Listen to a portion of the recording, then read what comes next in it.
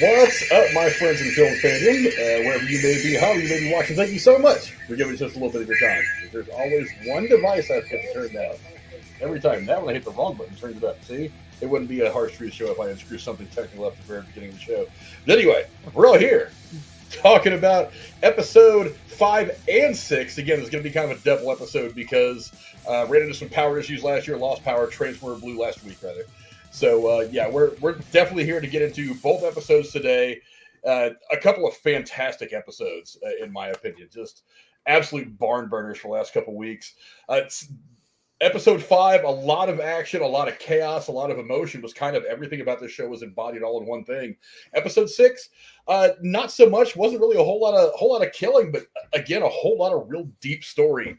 A lot of stuff from the games is starting to come to fruition in very different ways than what it was given to us in the game, but very interesting nonetheless. But we're going to talk about all that with my hetero life mate, Jeremy. What's up, brother? Not too much. This is going to be a fun double episode because there was a lot.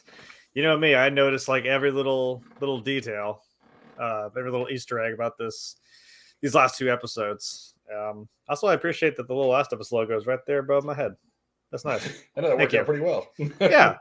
And I decided to, as the meme suggested, I got my main protagonist Apocalypse shirt that every single lead seems to wear. So, yeah, there's that. It's like the disguise in Marvel: black hat, black glasses, black hoodie. It's just part of what they do now. But also joining us is fellow YouTuber, my good friend, American Werewolf from New Jersey. What's going on, brother? What's happening, man? Thank you for having me on. Appreciate it. Interesting episodes. I've got some stuff to say too. So yeah, it'll be good. we all have our notes, right? We're all we're all ready to go. Yeah. And again, Jeremy being the video game guy of the group, he's the one that's making a lot of comparisons as we go along to what we end up. The differences between what we're getting from the movie and the game. I know a few things. Jeremy is definitely the expert in this, though. We'll obviously have a little bit of a breakdown after each episode of how they compare to the video game. I know there were some big differences in the last couple of weeks, but let's start out with. Let's start with episode 5.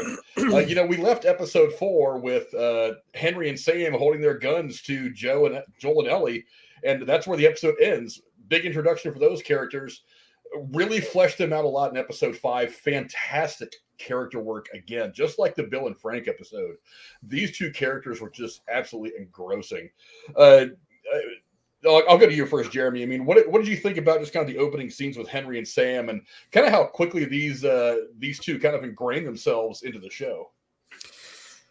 I thought it was pretty cool because, as we've noticed, this is almost like rapid fire type Game of Thrones. This is HBO after all. Game of Thrones, Walking Dead type thing, where you don't want to get attached to somebody because you're just gonna be that much more devastated if something should happen to them. And each time we've seen somebody come in like Sarah or Tess, Bill and Frank, and now with Henry and Sam, it's like you gotta kill it in this episode. No pun intended.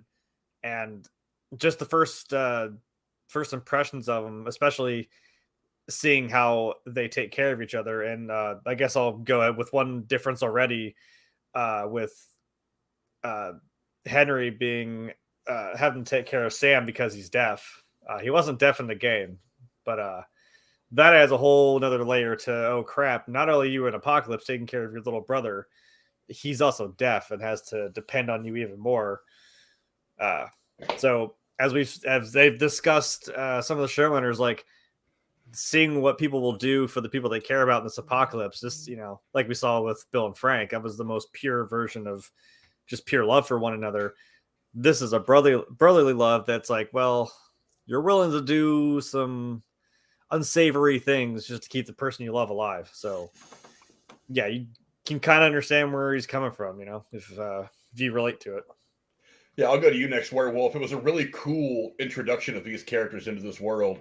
Again, you get attached to them very, very quickly. What did you think about the introduction of Sam and Henry into the world? It seemed like from the get-go you could sense that they were relatively harmless, or that they weren't malicious or anything like that. You can see the hesitation even with holding the gun on Joel and Ellie. clearly, just wanted to drop it quickly, that sort of thing. So, I mean, that let you know fairly early on that they weren't really going to be any kind of threat. I didn't necessarily anticipate that they were going to be that kind of threat, although I thought maybe perhaps as the story progressed, there'd be some kind of double cross, involved. And so maybe they just weren't reliable that way, or, in the end, they would just kind of go for themselves, that kind of thing. Overall, I would say that, episode 5 was probably the best episode of the 6 that we've seen so far. Yeah, I can't argue against that. As much as I love the great character work in episode 3 with Bill and Frank, I think it was probably even better with Henry and Sam. The way these two actors absolutely killed it. The way the dialogue was written absolutely killed it. The way they portrayed the characters was phenomenal.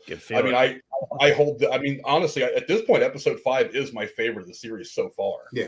I mean, like I said, everything about that episode came together so wonderfully. I really dig the idea that they're kind of portraying, again, we've talked about how there's like how Walking Dead just kind of got all about, it turned into kind of a soap opera with zombies after a while. They didn't really have great character work at times in the, especially like the middle part, like Jeremy said a couple times, kind of the middle part of that show kind of started to fall a little flat. This one is making sure that it's all about the characters. They're not relying on the CGI. Like I said, well, I mean, episode 6, we'll talk about here in just a little bit. There were no infected at all in there, as I remember. I watched it today, but I was watching in passing. It's really all about these characters. And the great thing about Henry and Sam, about the characters, is that while we understand there's going to be a lot of people out there who are just willing to do whatever they have to do just to survive, there are also people out there that are going to hold on to that little shred of humanity. We got it in Frank and Bill in episode 3. We've got it at times from Joel, although he still has his humanity, but he's still very willing to cross the line when necessary.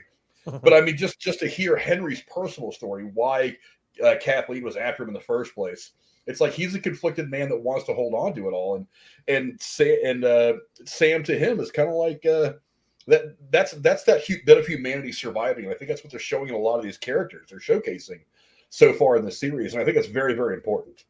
Because it very easily just could become about clickers and bloaters and, chewing people up and kind of the gore of it all, and not so much about the story, not so much about the characters. But that is fun, though. It's fun. It's got its place. But it gets a little one-dimensional. I mean, like we talked about Pooh, Blood, and Honey the other day, and I said that was the whole point of that movie is gore. And I was like, that's fine if that's what you want. But I mean, what I've heard about the game from Jeremy, from other people, what I've heard about how this story is played out, it needs to be about something else. This needs to have strong characters, strong story. And that's what's been carrying the series from start to finish, or from start to this point so far. That's why it's called The Last of Us, not The Last of the Infected, It's about the people. But, on the flip side of that, I mean, I would argue that, if we've had 6 episodes, we've had maybe 20 minutes tops worth of clickers. I mean, if you're going to advertise it as a drama, then you've got Cormac McCarthy's The Road, which is a movie that I love with Viggo Mortensen, and so you've got that kind of apocalyptic setup. But it wasn't advertised as that. It was advertised as a, quote unquote clicker / zombie apocalypse. And they really haven't delivered on any of that at all. If it was just going to be a straight drama, then that's fine. But I mean, I get that it's a road series, so you don't get attached to the characters because they typically don't last more than an episode. But I mean, I'm checking in and I'm tuning in because if I see an apocalyptic movie with a sci-fi horror element, I want the sci-fi horror element included. And we're not getting any of that really. We got maybe 10 minutes at the end of the 5th episode. We got maybe 5 minutes at the end of the 2nd episode, and that's been about it. So I'm kind of disappointed, actually. And I like the Ellie and Joel character. I like, their story, so on and so forth. But especially by the time we got to, and we'll get to the last episode, I'm a little checked out on it, to be honest. Really?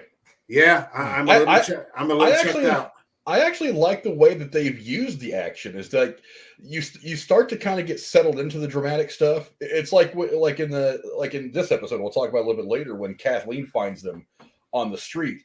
It's like that very easily could have just been that confrontation, but then it's like, oh, don't forget we have this group of infected people out there that like to cause a lot of chaos, and that's when they end up showing up. That big battle on the street ensues, and it kind of accentuates it all. That's why I think they've used the action. It's like the scene at the end of episode 2 when the infected attack and Tess makes her sacrifice and so on and so on. It's been complementary to the story rather than just what runs the series to me.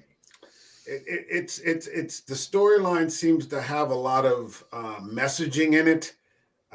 So I'm not really sure that I'm syncing with that necessarily. So it's gotten a little thick in spots. I'm not gonna lie. It's clear by the time we got to the last episode, it was on the nose. For me, personally, by the time I got to the 6th episode, I'm like, what the hell is going on here? I've tuned in for 6 hours and I've gotten maybe 20 minutes of clickers. I don't need, a constant, Zach's, Dawn of the Dead thing, going on, but, give me something. Because otherwise you've got a drama, in which case, you could present it like The Road, in which case, we understand that the main problem is, the people, and the cannibalism and just the roving squads out there that are just out to kill you and take what you have, so on and so forth. But I mean, again, coming back to it, that wasn't what was advertised. I'm not a gamer, so I'm not coming at from a perspective of, having the game experience to, sort of bounce it off for, accuracy, or authenticity, compared to that. I'm just sitting down as a person who wants to watch, a sci-fi horror series, and I'm getting 6 episodes of drama. So, it's a little dried up for me. I have some idea. I think I basically know what's happening in the next 3 episodes. And I don't think we're going to get much that's different than what we've got so far. So, yeah, it hasn't been doing it for me. I mean, the reason I loved episode 5 so much was because we finally got a little bit of spectacle. Which, I've been starved for. I'm like, just give me something, just something. It's a clicker apocalypse, show me some clickers, but that's just me. Yeah, that's interesting though. I mean, because like I said, I want the character stuff. I want the story and I want the action to kind of complement it. But this, now that you mention it, and I mean, I'll say it out loud. I mean, I've said it before. This has been less actiony than I thought it would be. I expected it to be a lot of good character and dialogue stuff, but they really haven't gone to the action as much as I thought they would have. There have been times where I've kind of expected this never happened.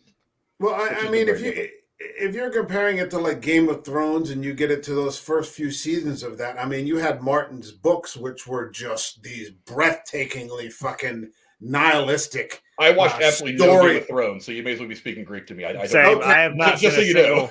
I've heard a lot about it, but I mean, I haven't watched it. Yeah, because I mean, just the level of writing is levels, especially in those first four seasons. I mean, it's just, we're here on the ground talking about this. They're up there in like the Burj Khalifa in Dubai when we're talking about the quality of writing, because you had those Martin books as source material for the scripts. So the writing is okay here, but it's not that. So I've got okay writing, a lot of drama, and no spectacle. And so for me, I'm just like, and then by the time we got to the 6th episode, which we'll get to, I'm just kind of like, yeah, I'll finish it out, but it hasn't done it for me overall. Yeah, but eventually, let's get back to the episode now. I got a little sidetracked there. Good conversation, but I got a little sidetracked there. Henry and Sam and Joel and Ellie do end up kind of sitting down and having a little conversation, and they decide that they're going to help each other get out of town, obviously because Henry and Sam need to get away. Henry is the one that's really being hunted throughout the course of this episode, and Joel just wants to get the hell out of town. He doesn't want any part of what's going on with Kathleen and her band of renegades, so he just wants to get out. So they decide to kind of help each other get out. The conversation like they had when they were up like in that building looking down on Kansas City, I thought was actually pretty good. Again, really good dialogue, but kind of was asking myself, why are you up in like the 20th floor of this building? I don't really understand why they're all the way up there. It seemed to me like they were a little visible from up there, but I don't know. Maybe not. Maybe nobody's looking all the way up there. But also, I like that conversation that Perry and Kathleen have when Perry finds her in her childhood bedroom. That was another great conversation that kind of reminds us that Kathleen, while vicious and definitely willing to do whatever it takes to meet her goal, she's focused on the wrong thing, it seems. She's kind of got a bloodlust, and it's kind of proven in that she says, well, yeah, he would want me. I know you're going to tell me he would want me to forgive, but blah, blah, blah. I'm just not going to, because screw it. I just want to kill this guy for turning on my brother. I thought that was a pretty interesting conversation. I mean, Jeremy, what do you think? That was kind of it was the last really big scene that we had with Kathleen that kind of shows us exactly who she is. What do you think of that scene? Yeah, it gives you that it's not a one-dimensional evil antagonist, rather. It's like, yeah, she has her reasons for doing what she's doing. Like I mentioned, this is for someone that she loved, which was her brother, and now she's on this tunnel visioned path to find this one guy and this whole city, using all of her resources to hunt down this one man, which, I mean, seems a little excessive, but I mean, this is America. Overkill is not necessarily the worst thing. So humanizing this person a little bit, showing that, yeah, she does have emotions, and maybe she probably doesn't show it to everybody, because I mean, you don't want to go out there and start crying to the whole town like about your brother, because they probably either don't know or don't care. But Perry seems to at least have keep an ear open to her, and stand by her side. So it's interesting dynamic. And also I can't get over the fact that that's Tommy from the game. I'm like, that's this, and he just looks like a badass. That's pretty fucking cool. The slick back hair and a big beard, and he's decked out. It's a cool dude. Yeah, he is kind of a badass. I mean, he almost looks like Joel. I mean, he could have played a little, Joel, a little bit. Be a shame if something happened to him. As much as I like Diego Luna in this, I almost think that it would have been better to cast the guy that plays Perry as Tommy. I feel like those two guys across from each other probably would have worked pretty well. Well, I mean, Pedro Pascal's not, a white dude, so I get why. I get why. Like, it's kind of the same ethnicity. So, but I don't know. I like what they did with them. I mean, he's, and we still have Troy Baker and Ashley Johnson to get to, who are also pretty pinnacle characters in this series, not only for the fact that they voiced Joel and Ellie in the game. So, I don't know which episode, but yes, Ashley Johnson, who did the voice of Ellie, is going to be in the show as Ellie's mother at some point. Right. I don't know if it's the next episode or something later on, but I'm hoping, since this is supposed to be the DLC, which kind of goes back a little bit to when she first got bit. So yeah, maybe it shows it, because I mean, you were sitting here wondering how Marlene knew Ellie. I'm like, well, I know. So, and with what's happening and how we left the last episode, which we'll get to, I think I might know where Troy Baker comes in. And I assume they'd maybe both be in the same episode, because it might just be easier to have them together to, do their thing as it were. So, yeah, but let's talk about, leading up to one of the big action set pieces, like Werewolf was talking about, when they get out of the tunnels, they do kind of make it into this suburban area outside of this area in Kansas City that they were at. And they end up getting kind of pinched by a sniper. What were you saying, Jay? I was going to say, maybe, see, this is why it's interesting having this duality of, like, you guys having not played the game or know much about it. And I'm sitting here, like, geeking out over, I'm like, oh my God, the tunnel. It's the fucking tunnel. You go in there was a whole group of people. There's a whole story you find, because you find little notes and little tidbits of paper along the way. It's a little different in a game. You jump off the bridge and escape the city with Henry and Sam. And it's funny, I think Werewolf, I think you mentioned it, about a double cross with Henry and Sam. It's like they did do that in a game. They did just straight up leave you. That truck that was chasing you from the hunters that said run across the front grill is flat out just chasing you, and they try to get up a bus, and everyone gets up on top except for Joel. The ladder breaks, and they're kind of in a moment of, oh crap. And Henry just goes, I'm sorry, man, I can't help you. And he takes off with Sam, and Ellie's like, what the fuck, man? Really?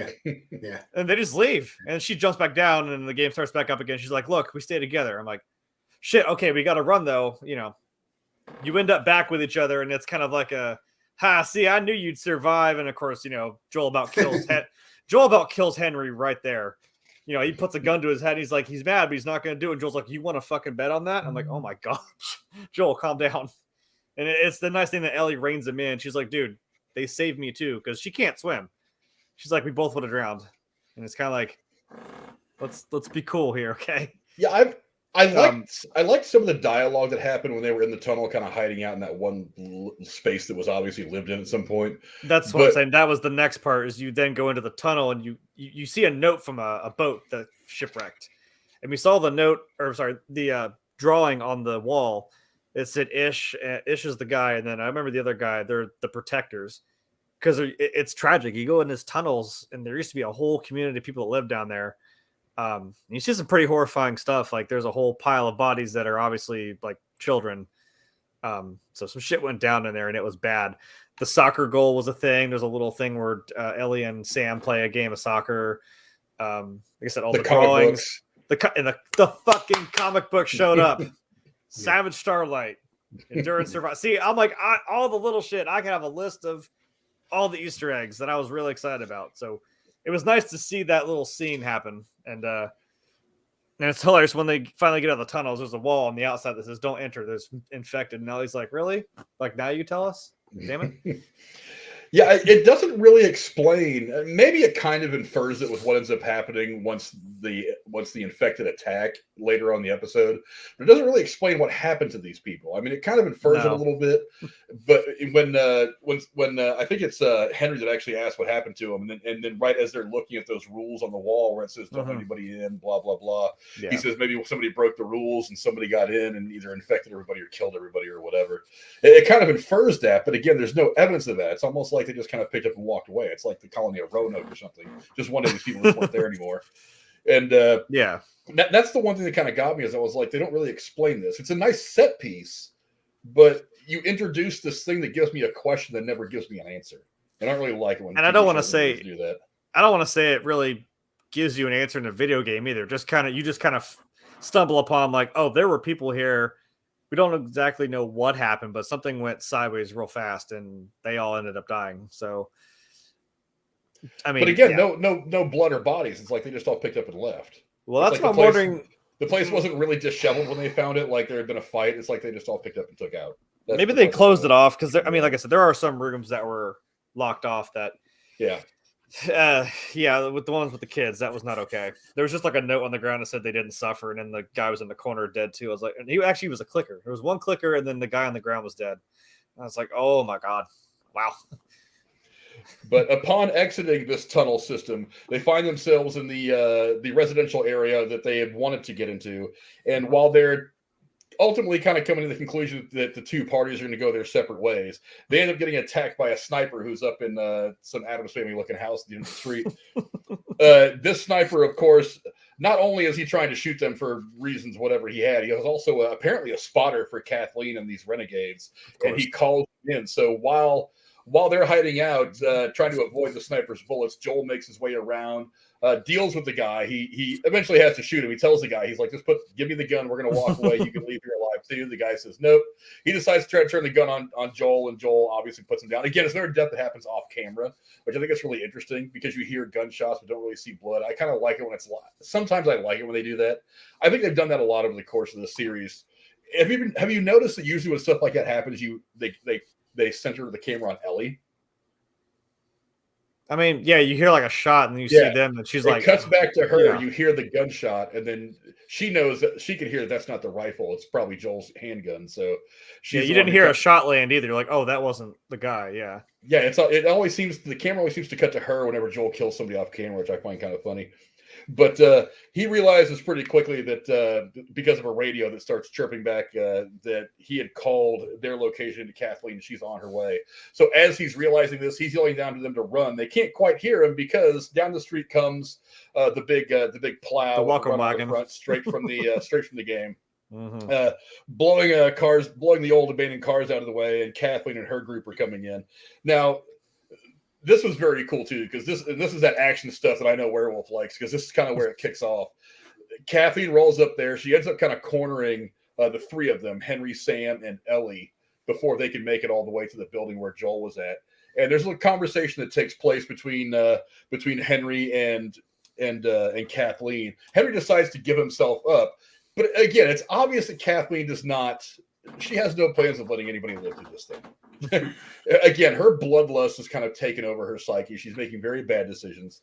I mean, I don't know. Werewolf, what do you think of this scene? I mean, because it seems like right here she's finally kind of lost her shit, and this is where it kind of costs her everything. After, of course, the truck kind of sinks down. What do you think of finally that moment where she finally gets her hands on Henry? I mean, she really hasn't proven to be a good leader. No, she's not. No, I was under the impression that her brother Michael was probably the good leader. And that his death, although he didn't seem to want violence, and at least it was inferred somehow that he was sort of nonviolent or not doing what she's doing, and that maybe his death was the catalyst for the violent overthrow. So at least in this temporary sort of situation, she is in charge, because she's Michael's sister, which doesn't mean that they're the same person, or for that matter, a good leader. I think someone like Perry would have been a much better leader. His feet seem to be much more firmly on the concrete, and in terms of situational awareness, which we saw even in episode 4, where they saw the hole in the ground that was starting to form. So there was some foreshadowing that trouble was coming, and she just completely blows it off. But she seems to just be riding the wave. It's like the terror. In the French. Back in after the French Revolution. It's just this thing, and so she's just kind of riding it out. Probably over enough time, they would decide, yeah, this isn't working out with you in charge, but all of these things are happening so quickly, they don't take time to sit down and, hash it out. And so, yeah, I mean, it just sort of ends up the way that it ends up. And it didn't bother me at all that she got the chop. The only person I really felt sorry for was Perry. Same. Because it seems like he would have been a much better leader than her, but. Well, that's 100% true. I think it's part of her character, is that she was not destined or designed to be a leader at all. She's clearly thrust into this after the death of her brother. And I think even Perry at times is kind of like trying to push her down a smarter path, because when she's interrogating that group of people that she has locked up somewhere, trying to figure out where Henry and Sam are, even he's trying to, they have that little confrontation as they walk out of that room. And she's like, he's not my 7th priority. Is that what he is to you? And he goes, well, and he's trying to talk sense to her. He's trying to bring her to a more logical place. He doesn't quite know how to get her there. Maybe it's because he has feelings for her. I don't think it's generally because he's afraid of her. No. I mean, because let's face it, all she's carrying around for the duration of her time in the show is, she's got that bread on her hip. Right. He's the one rolling around with the M1A or whatever he's carrying, and he's obviously got some experience in combat that she doesn't have. She's not a threat. There's something else that keeps him from kind of pushing her a little harder than he wants to. But I think it's the relation to her brother. I mean, I think she's just kind of a soccer mom. I mean, if she'd be drinking, one of those wine box moms, I mean, I'm not sure if she was they almost could have casted someone better in that sense, or someone who, like, if you're going to go that direction, then go with this sounds generic, but almost like a Sarah Connor type of character, or someone who's lived in the apocalypse for 20 years. She didn't look like, she had lived in the apocalypse for 20 years. She looked like she just got off the couch from forcing her husband to watch something on, reality TV or something like that, some shit he didn't want to watch in the first place. And I'm like, how the fuck are you in charge of, all of this, and you're just taking people right over a cliff, predictably. But yeah, I mean, I have to agree with him too. I don't see it. I don't feel it. I understand the character. It was a power vacuum, and obviously she kind of, who was going to take over. It kind of makes sense. It just fell onto her. I understand her not seeming like the kind of person who wanted to be the leader, but I'm also like, I don't feel even in the least bit intimidated by her. I don't believe you lived through 20 years of an apocalypse and you still dress in a big puffy coat with no stains on it, no nothing. And I'm like, really? I don't know if I Yeah. believe you. Yeah, they're Like- probably the overweight people 20 years into the apocalypse. Look, I also just didn't, when she's like, go find them and kill them all. I'm like, you don't sound scary. I don't know. No. I didn't like it. She even said that she kind of did that tone of voice and everything to kind of juxtapose the ruthlessness of the character. That she maintained kind of that motherly tone. Well, look, some people, even when they're mad, they just don't sound mad. I guess. I don't know. I've known plenty of people like that. But I think Werewolf makes an interesting comparison to Sarah Connor, though. It's like Sarah Connor wasn't Sarah Connor in the first movie either. Well, no. She was a waitress. No, but 20 years into the apocalypse, she would have had T2 Sarah Connor. The T2 wasn't even that long after the first one either. So I mean, yeah, and she changed up quick. I don't know. I personally, I like Melanie Lynskey in the character. I think I really think that if something like this were to happen, that we would have more of her than we would of a Sarah Connor type. You know what I mean? It's great to have a Sarah Connor on your side for sure. I mean, we've all seen the Terminator movies. I certainly don't want to be on the other side of Sarah Connor, but I feel like we would have more of these Kathleen characters than we would Sarah Connors.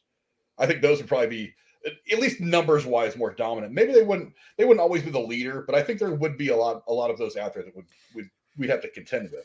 I still like her, the character. I like what she did with it. There's a softness to her that underlies the ruthlessness, which I think is an interesting like internal thing that goes on in her. I mean, because Sarah Connor's just a badass. She's confident. She knows what she's doing. Yeah. She's got some inner conflict, sure, but I think the strong Sarah Connor very much kind of outweighs the vulnerable Sarah Connor, where the Melanie Lynskey's character of Kathleen, there's a 50-50 thing in there inside of her that's pulling in both directions. Right, but look at I mean, we're just talking, so we're just bullshitting around. But I mean, look at the difference between her and Tess. Like Tess was relatively believable. Yeah, that's all I'm saying. I was gonna say, at least to be fair, like I said, since we're watching back through Walking Dead, I'm like, would you really have believed that someone like Eugene would have still been alive after all that time? You know what I mean? Well, we know what he did, so I mean, yeah, I'm a scientist. Well, remember some of the stuff is done simply for TV and entertainment value. Well, and that's what I'm saying. It's like what would happen in real life. But I'm saying after that long, and then like the longer in the show you go, the harder you start to think, wait, how did these people live this long? You stumble across a preacher who's still in his damn, outfit. And that's right. Yeah. You know what I mean? I'm like, how you kind of think, how did this priest live this long? What did you do? And you don't seem to have any sort of combat or fighting skills or anything. And now again, these two characters I mentioned had a really cool arc. Eventually they became pretty capable fighters in their own right. But I'm like, when you look at them at first glance, you're like, how the hell? And yeah, they did some sketchy, they did some pretty sketchy stuff, the two of them. So I always liked King Ezekiel towards the end, although it was a bit over the top with that fucking tiger. Did he have a tiger? Hey, that's how he survived. Overkill is not a bad thing. He even said, he's like, you see a guy with a tiger? Hey, no one's gonna mess with you. Yeah, exactly. I was bummed when that tiger got killed, man. I was like, oh, they're fucking killing the tiger. I knew it from the comic. I'm like, I don't want to do it again. I've read them. Yeah, I've read them. I don't want to do it. But yeah, but as Kathleen's got Henry at gunpoint and she's getting ready to execute him, and then obviously execute whoever else she can find, that's when all hell breaks loose. And here comes that action set piece that you were talking about, Werewolf. Is this truck that was on fire, the plow, it falls through the ground, and that just unleashes all holy hell. The clickers that had been the infected that had been underground manifesting for God knows how long, they just rolled out there in force, and it's like a World War Z wall of I'm gonna eat your face coming right at all these people that are at street level, including the three good guys, Henry, Sam, and Ellie.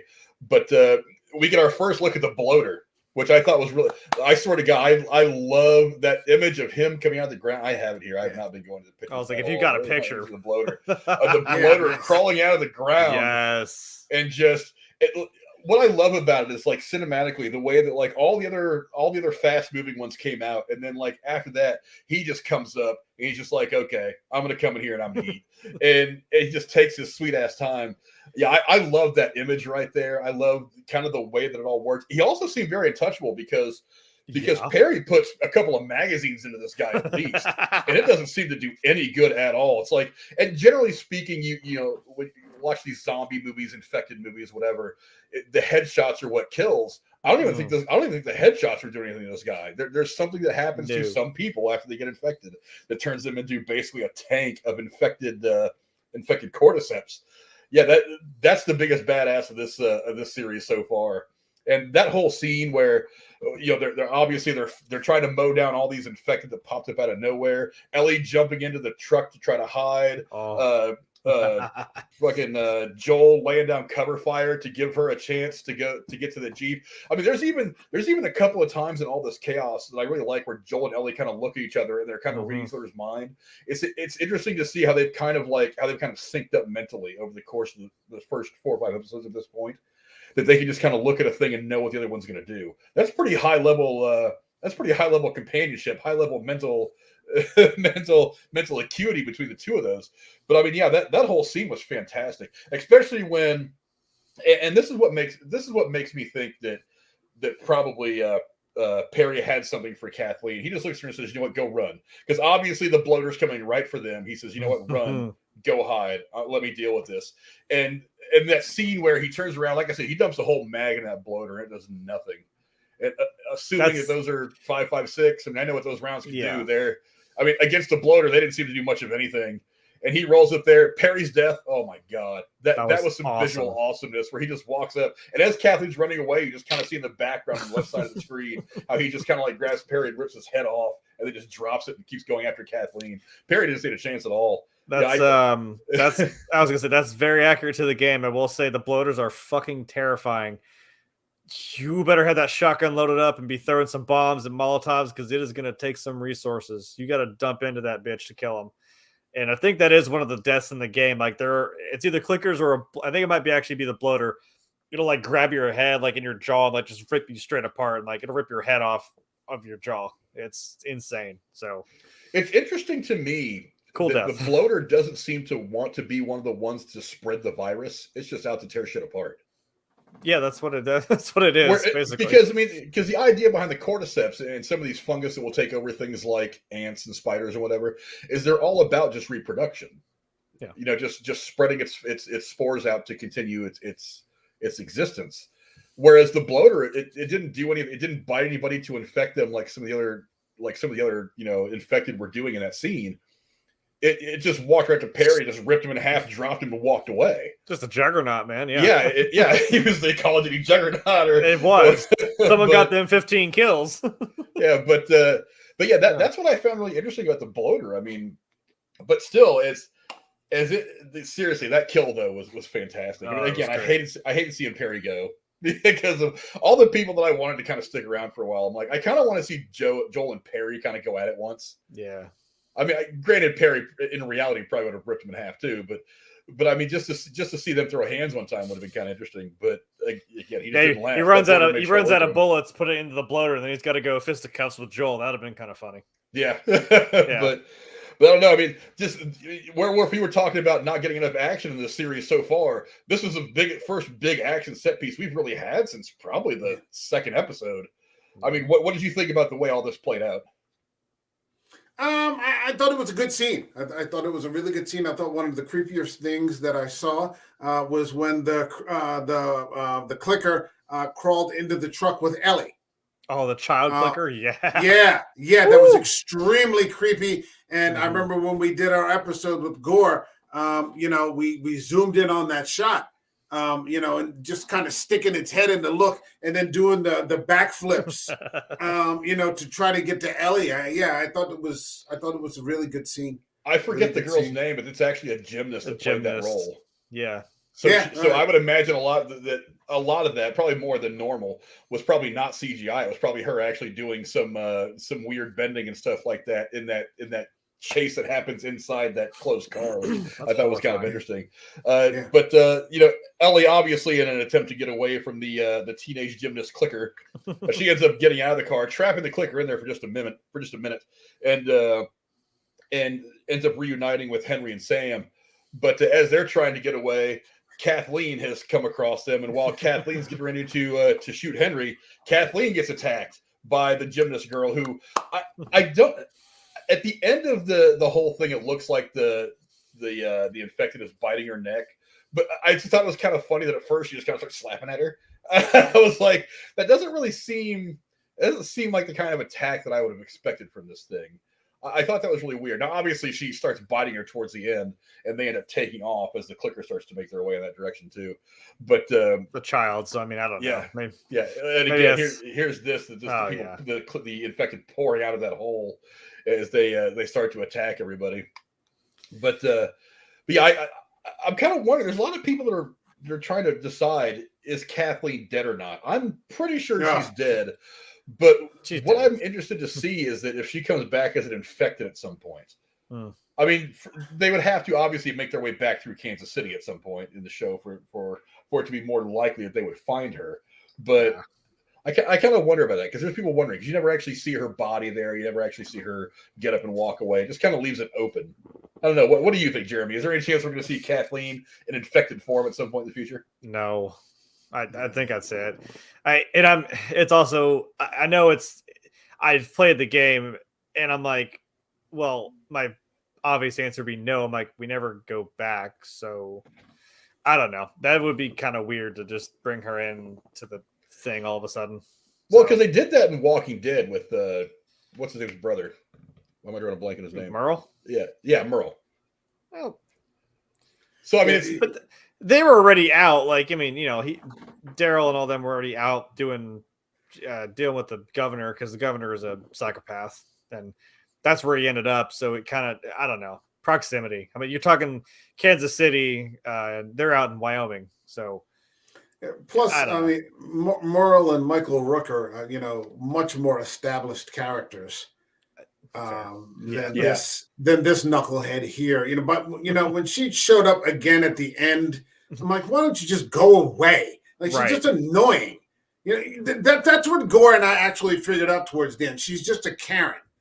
Like, she's just carrying her way through the fucking apocalypse. I mean, it's going to be the fucking Karens who end up living through the apocalypse. 20 years in, they're still going to be bossing people around and nagging and they want to talk to the manager, damn it. Yeah, waiting to talk to the manager.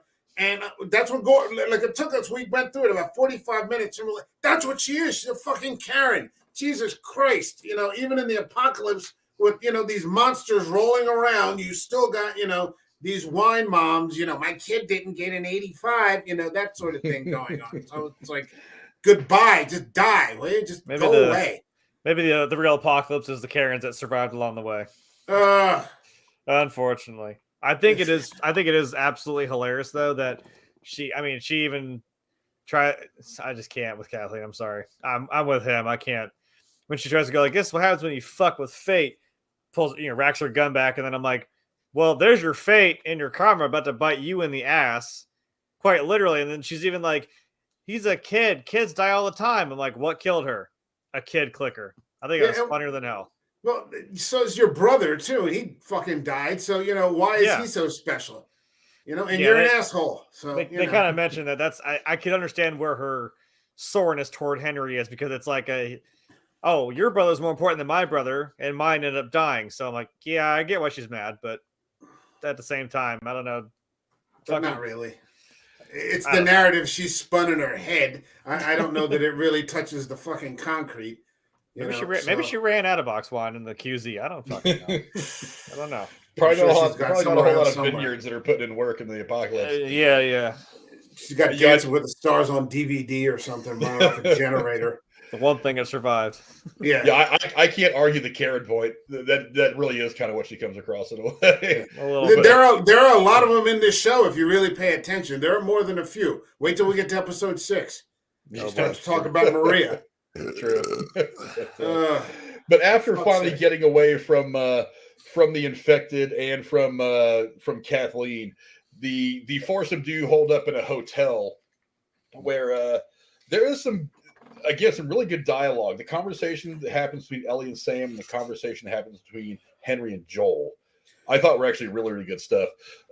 Joel kind of softens up a bit and says, well, hey, if you guys want to come with us to go to Wyoming, you're more than welcome. Of course, he has no idea what's ahead for them, but he offers to go and let them tag along. And I think even Henry's kind of like, that's really nice, but maybe we should go ahead and do that, because obviously he knows that Joel can help take care of Sam. And I think that's probably one of the things that he's most interested in, is having some help taking care of his brother.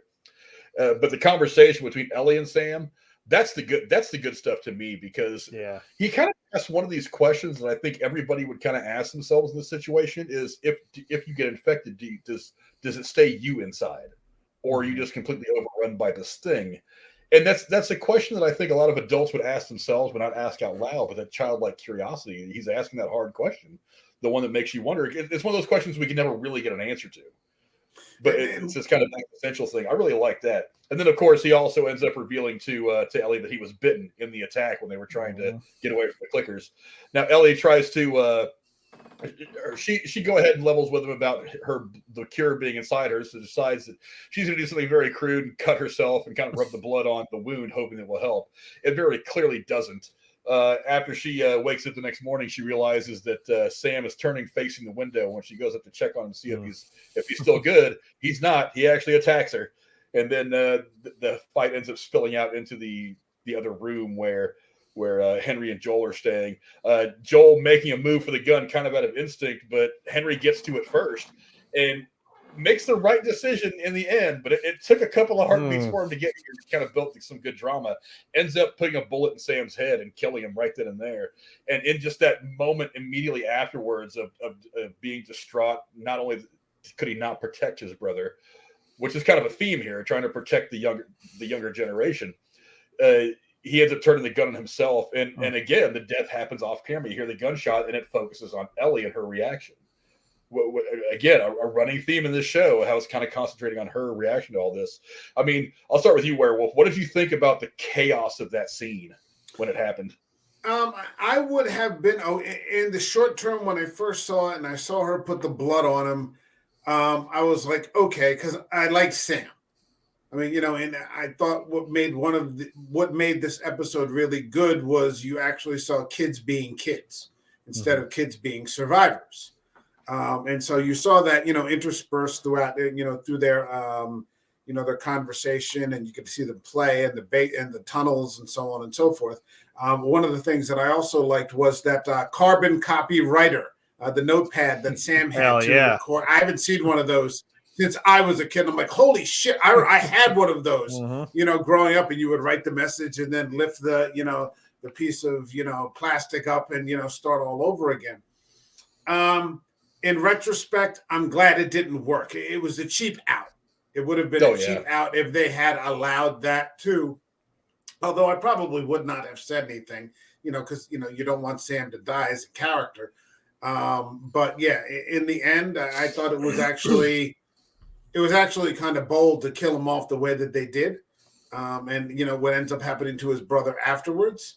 I was good with that. I was good with that. Yeah, Jeremy, pardon me for a second. I'll be right back. Pardon me for a second. Okay, cool. Right. Okay. I'll go to you then, Jeremy. That scene happened hard and fast. You got experience with the video game. I know that the video game play out much, much differently for Henry and Sam. What did you think of this scene and just the bang bang nature of just kind of how it all happened? Actually, no, that's exactly what happened. The conversation between Sam and Ellie was pretty similar. There's a little storyline of, you go into this toy store and Sam picks up a toy in the game, and then Henry has this rule. He's like, what's the rule? And he's like, my bag's practically empty. He's like, what is the rule? He's like, you don't take anything you don't have to. He's like, right. And he throws the toy down. He's mad. I'm like, he's a kid. Now, if you watch Ellie, when you leave, you watch Ellie, she actually bends over real quick, picks it up, puts it in her bag. So later on in that scene, Henry and Joel are bonding over motorcycles, and she goes in there to talk to Sam, and she's like, well, those two are bonded, so that's cool. And then they had that same conversation back and forth, so some deep stuff. Like, what are you afraid of? And she still says like, scorpions are scary. And he kind of looks at her like, really? She's like, well, I'm scared of ending up alone. And that's what he says. He's like, so do you really still think if you got infected, it's still you inside? Because Henry says these people have moved on, so to speak. And, she's just like, I don't know. I don't know what I really believe about that. And then before she leaves, you find out she gave him the toy she took from the store. And she's like, look, if he doesn't know about it, you can't take it away. So you feel like there's still that connection there between these two kids. It's really nice. And then she's just like, well, I'm pooped, so I'll see you in the morning. She leaves.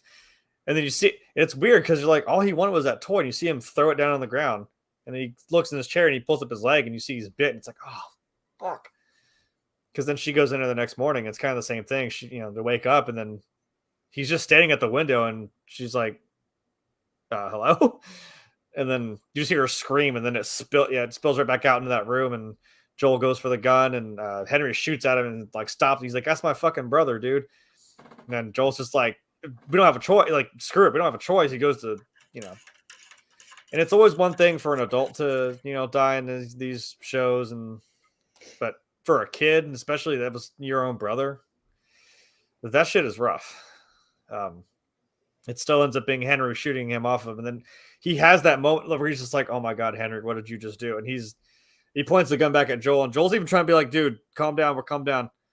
Henry, give me the gun, please. Just let's, and he's just like, this is all your fault. This is your fault.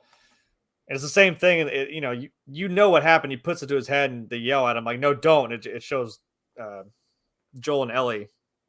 You can kind of tell, you see Henry out of focus. You know what he did. And it cuts to black right there. So yeah, it's like, I always hoped for something different. Like when she tried to do the thing with the blood, I was like, I don't think that's quite how that works. But I think most medical experts would have rolled their eyes at that and been like, no, that's not how this shit happens. And I'm no medical expert, but I'm like, I appreciate the sentiment, but I don't think that's going to work. It was a sweet moment. I get, because she says later, like, I just wanted to help. I'm like, yeah. And Joel does say it too. He's like, I think it's a little more complicated than that. If I would have been able to accept clickers, then I could have accepted her just smearing that would have worked, and it working. And like, if it was, especially if you're using it for Sam, I would have been like, sure, okay, that's what I'm saying. For $1, no problem. Like I'm saying, it's like, again, you watch the Titanic, you're like, I hope the ship doesn't sink. I'm like, you can't fight. It's gonna fucking iceberg. It's gonna happen. I'm like, just turn. You could have turned more. But I'm like, I'm hoping that it doesn't happen. And then I was like, God, this is going to be a gut punch of a moment. And it, like I said, played out the same way it did in the game. And Jesus, man, it's a rough one to get through because, I mean, that's the segue in the next episode. It does cut right there. And all of a sudden it's just like the next season, like almost like beginnings of winter. So pretty good. Pretty spot on. Well, there is that last scene that it ends on. It ends with Joel burying both Henry and Sam, which is something you wouldn't expect him to do. I feel like he did that more for Ellie than he did for himself. I mean, if it was just Joel moving around out there in the wilderness, he probably just would have left their bodies there and taken off. But it seems like he did this for Ellie, which is another sign that maybe he's starting to, that his kinship with her has grown to another level. Yeah. Also, one of the things I thought was interesting about this scene is Ellie kind of hits this new phase of determination with this. I mean, she takes that little notepad, she writes "I'm sorry" on it, and lays it over Sam's grave. A very sad moment. She feels like she failed him, both because she couldn't stop him from getting bit and because her blood didn't work. So maybe the blood stunt didn't work. So maybe she's starting to doubt kind of whether she can actually be a catalyst to ending all this nonsense or not. But also when she looks at him, she goes, "Which way's west?" And he goes, "Well, that way." She just turns around, she goes, "Let's go." And she just kind of has that determination in her voice. I thought that was a big moment for her character. It's like the pressure's on her. She's just suffered probably the biggest loss of her life this far, with the exception of maybe her friend Riley, something like that. I mean, we'll see that one eventually at some point next couple of episodes too. But this seems to kind of like give her a different level of focus. Did you get the same thing out of that, Jeremy? Yeah.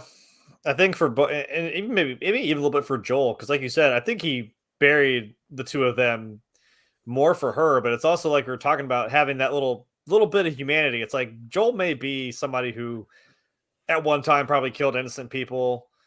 I mean, he kills people, period, but it's like, yeah, but it's still the right thing to do to bury these two guys. So I don't know. It's the seeing Joel kind of come around, and it's what Ellie is the thing that kind of brings that out of him. And like you said, yeah, it's interesting that he's still standing there over the grave, and he even you know, you tell he just kind of takes a second, but she's already up the hill, like, hey, like, let's go, like, can't do much more. Yeah, true. I don't know. What do you think of that scene, Werewolf? And was that a good ending to this episode? It was an okay episode, okay ending to it. I mean, Ellie's, hardening up a little bit.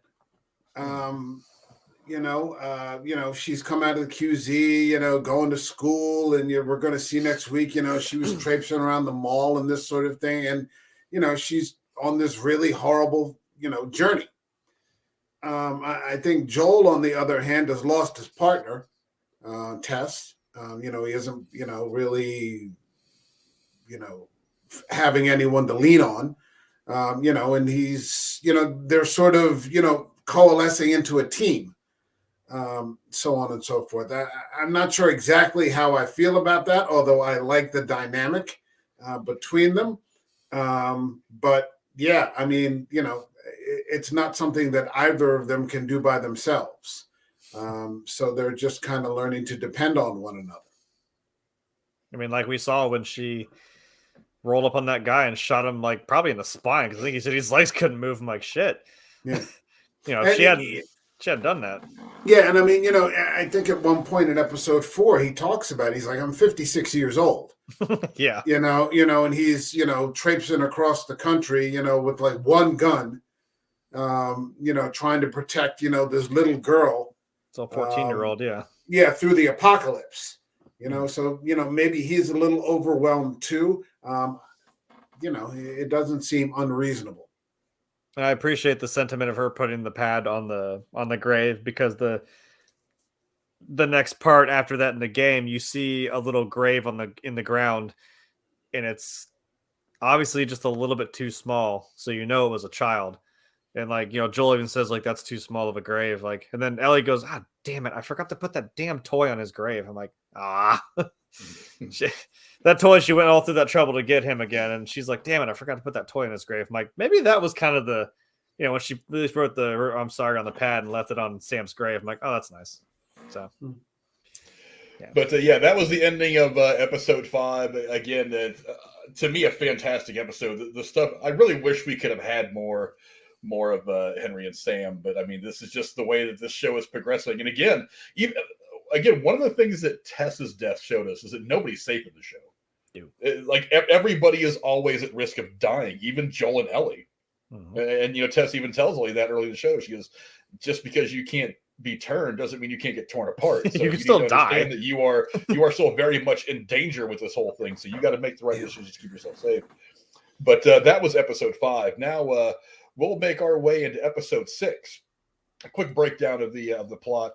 3 months after watching Henry kill himself, Joel and Ellie make it to Wyoming. They're told their whereabouts by an elderly Native American couple that they come across. That was actually a very funny scene. Not terribly important to the episode. They were awesome. A very funny scene. But they do warn them about the dangers of going further west. And she even says, if your brother Tommy is over in that direction, he's probably dead already. And as they leave there, then Joe has his first panic attack of the episode. Now, this isn't this. At first, I thought maybe it was kind of a heart attack thing, because let's face it, he's getting up there in age. Yeah. But we come to find out it's really just a panic attack.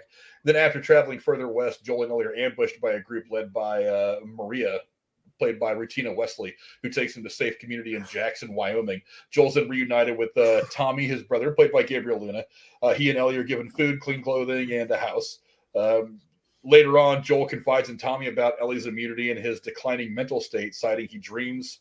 He can't remember his dreams, but he recalls feeling the loss. I think he said in the movie that he actually fails in his dreams, every dream or something like that.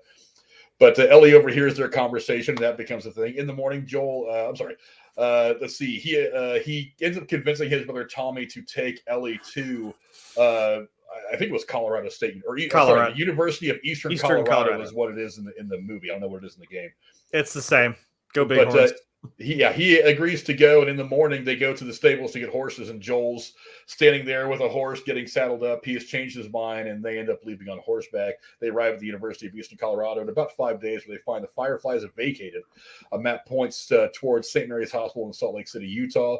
Joel and Ellie attempt to escape after seeing a group of raiders. One of the men attacks Joel. Joel kills him, but is stabbed in the process. Joel and Ellie escape the pursuing men, but afterwards Joel collapses from the horse, falling down. As Ellie's begging him to survive, saying that she can't continue without him, that's where the episode ends. Let's kind of get to the beginning of this. Damn, and it's like I think it started off with a really funny thing. You're no Will Livingston. Yeah, you're no Will Livingston. But yeah, well, who is? But she's trying to ask about. She's like, "They really get energy from things?" He goes, "Yeah." He goes, "I'm not gonna try to explain it because I don't know." but they do end up moving on and continuing on their journey when they are surrounded by a group of mounted. I don't want to call them lawmen. I don't want to call them raiders. They're definitely from Jackson. They're just a group that's out scouting, and they eventually and they of course are led by Maria. I actually really like this character of Maria. I did too. I like her more than I think I should. I'm hoping she sticks around for a while. I'm hoping she will probably play a bigger part in season 2. I don't know why I didn't put it up there just now. There you go. But yeah, as soon as she rolled up on the scene, I was just kind of like, I'm kind of digging this character. But we had that really tense scene where the dog that is supposed to be smelling the infected on people goes up to Joel and doesn't smell any infection. But then when the guy points the dog over to Ellie, Joel, obviously knowing what we all know that they don't, that she is infected, is afraid that this is going to turn out to be a bad thing. But when the dog goes up to her, doesn't smell anything, which is interesting because you figured he would smell the infection even if she hasn't turned. But that kind of leads to the question that I'm sure they'll answer at some point in the future, whether it be this season or later seasons. Exactly how does her immunity work? Because we're going to have to get to that at some point. I mean, Jeremy, what did you think of the episode to this point? I mean, them finding these horseback, the people on horseback. these yeehaws out here in the Rockies. Yeah, that was pretty cool. Honestly, that's I don't want to say a trope, but I mean it's something you see. It's like you got two people kind of minding their. It's almost like Lord of the Rings. Like you see the three of them, and all of a sudden the Rohirrim, boom! It's like it's like oh crap, hey, kind of same thing, same vibe. That was pretty cool, and it's still tense. Actually, I can't let these Easter eggs go. I'm sorry, but like in the beginning, the White Rabbit is even something because winter opens up. I mean, there's a meme of it. There's a girl playing the game, and there's a little rabbit in the snow and the arrow, and she's like, ah. That I appreciate they still had the rabbit there, and it was the guy with the bow who went out hunting. I'm like, ha, there it is. And it's a little weird because that same dialogue in that room happens, but it's a very, very much different situation. It's a little further ahead, and it's actually Joel like doing some shit right out of Taken with these two guys. I mean, like putting a knife into the guy's kneecap and about popping it off. Like he's trying to find Ellie, and he's determined. We know how Joel is. He says the same thing. He tells him, hey, tell me on the map where these people are. Then he's like, I told you, man. He's like, yeah, I don't care. Basically kills him. Then he goes to the other guy's like, now you tell me on this map and your answer better match your buddies. And I'm like, oh my God. Like he takes the knife out of his fucking leg and puts it in his mouth and says, now point. I'm like, Jesus, that's brutal. But at least it was a nice, sweet, elderly couple instead of, that. Who, by the way, I love the wife. She's my new favorite. It's absolutely hilarious. She was kind of snotty in a really funny way. Right. Why didn't you do anything? The gum was way over there. You made him soup? Yeah, it's cold. I'm like, I love her. Protect these two at all costs, please. Yeah. By all means, don't ever let anything happen to them. Right. In the show. But yeah, then they get to the dam. It's again the same exchange. She's just like, holy crap, what is that? That makes power? And he's like, yeah, the water makes electricity. She's like, holy crap, how's that work? He's like, I have no fucking idea. Like, I really don't know. And the way you approach, the way they approach the town is a little different. It didn't happen, Lord of the Rings style, but I did appreciate that because that was very tense. After we've seen Joel have these like, you push down all his emotions. That's how Joel is. He's more focused and driven to get the job done, but he hasn't had a time to really like it sinks in like, oh Christ, like hearing that stuff that, oh, my brother could be dead. I've gone all this way with this girl and we try to go over there, something could happen. And he doesn't want it to happen. And you start feeling your feels and it all comes at you at once.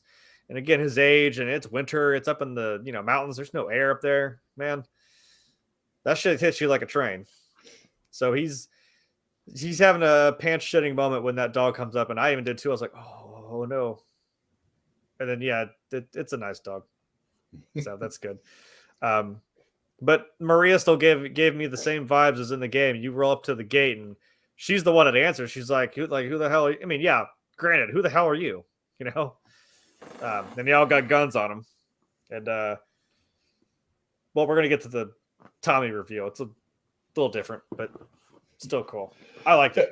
Hey, Werewolf, what do you think about the episode up to this point? I mean, were you kind of nervous when the dog was starting to sniff around for the infection like I was? No, I mean, I figured that. No, I knew nothing was going to happen to Ellie. Ellie's, at least, I don't know what happens in the game, but I firmly established, at least, unless they really do something shocking, that Ellie's the sacred cow. And, she's kind of not going to be harmed in any sort of permanent way, or at least not by a dog.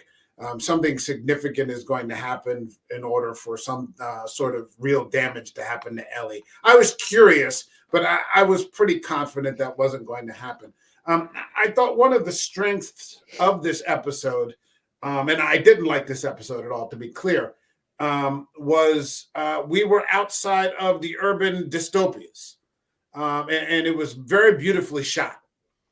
With the snow, contrasting, what we've been seeing, with fires and, these, crooked buildings and everything that, you're back in the landscapes of Wyoming. I mean, I don't know if that's actually where they filmed it, but it was extremely beautiful to look at. I think they filmed most of this in Canada.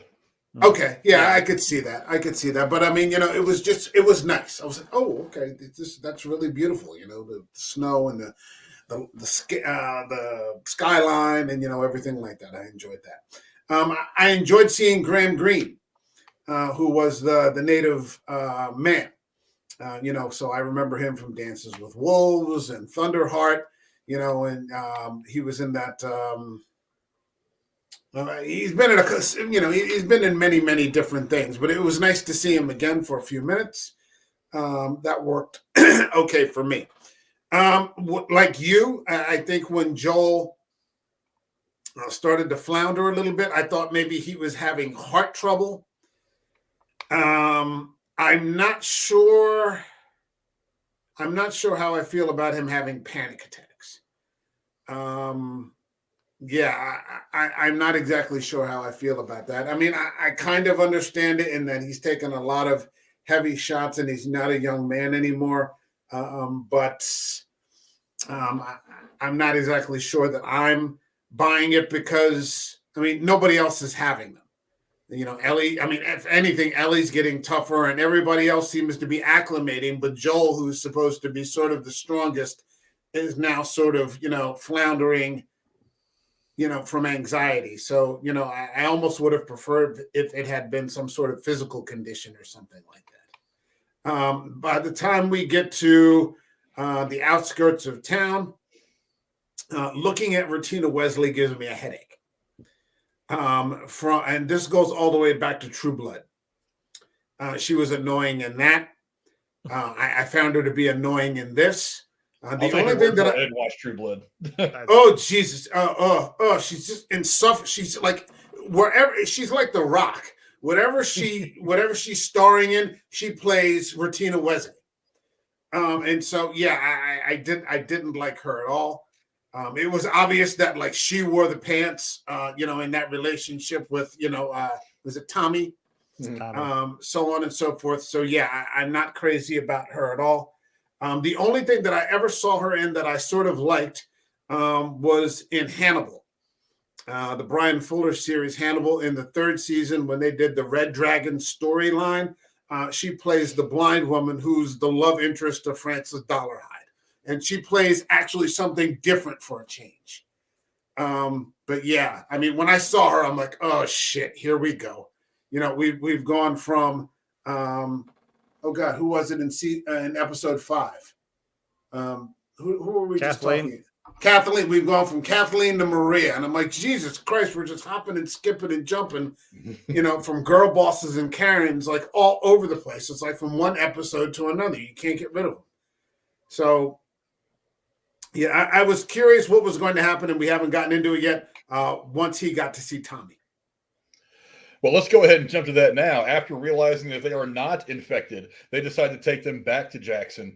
And as they're rolling into town, you see a couple of interesting things. One is like you see the banner on the left, the Lights Festival of 2003, which is something I'm sure that was planned and coming up when the world suddenly came to a crashing end. Also, for you gamers like Jeremy, you can see on the right side, you see the Tipsy Bison, which is something that's actually in the second game, as I recall, Jeremy. Am I right? Mm-hmm. Yeah, there's actually several Easter eggs as you walk through this town of things that you'll see in the first and the second game. This town will be important. I know it's kind of funny that when I'm watching it with her, we're on the part right now where she just got introduced to Woodbury and the governor. So I'm like, oh, don't get those vibes. I'm like, no, trust me, that's not the. I know where you're coming from. She's like, I don't like this. I don't like this. I'm like, no, it's okay. Trust me, this is actually okay. So. No, it's something it's a nice anchor, if you will, in this world of these 2 video games. So, yeah, and it seems like as they're rolling up into Jackson that as bad as the rest of the world, at least the rest of the continental United States has gotten, that at least things they've managed to cultivate some sense of what was before the outbreak. In this town as they try to put some things together. And then, of course, as he's riding into town, he sees up on a scaffolding doing a little bit of work his brother Tommy, and there's the big reunion that we've been working for the last several episodes. Obviously, a big moment in the series. This is a big sense of relief on Joel's face when he sees his brother. Let's talk about that real quick, Jeremy. I mean, how does this compare with how the reunion went in the game, at least initially? I mean, on the show, it's kind of nice because it is like you're now being introduced and shown, here's a town. It's like, holy crap. You take this all in because remember, I do like the line going to where he finally gets to see Tommy. I love that line where he's like, what the hell are you doing here? He's like, well, I came here to save you. And it's like, oh, well.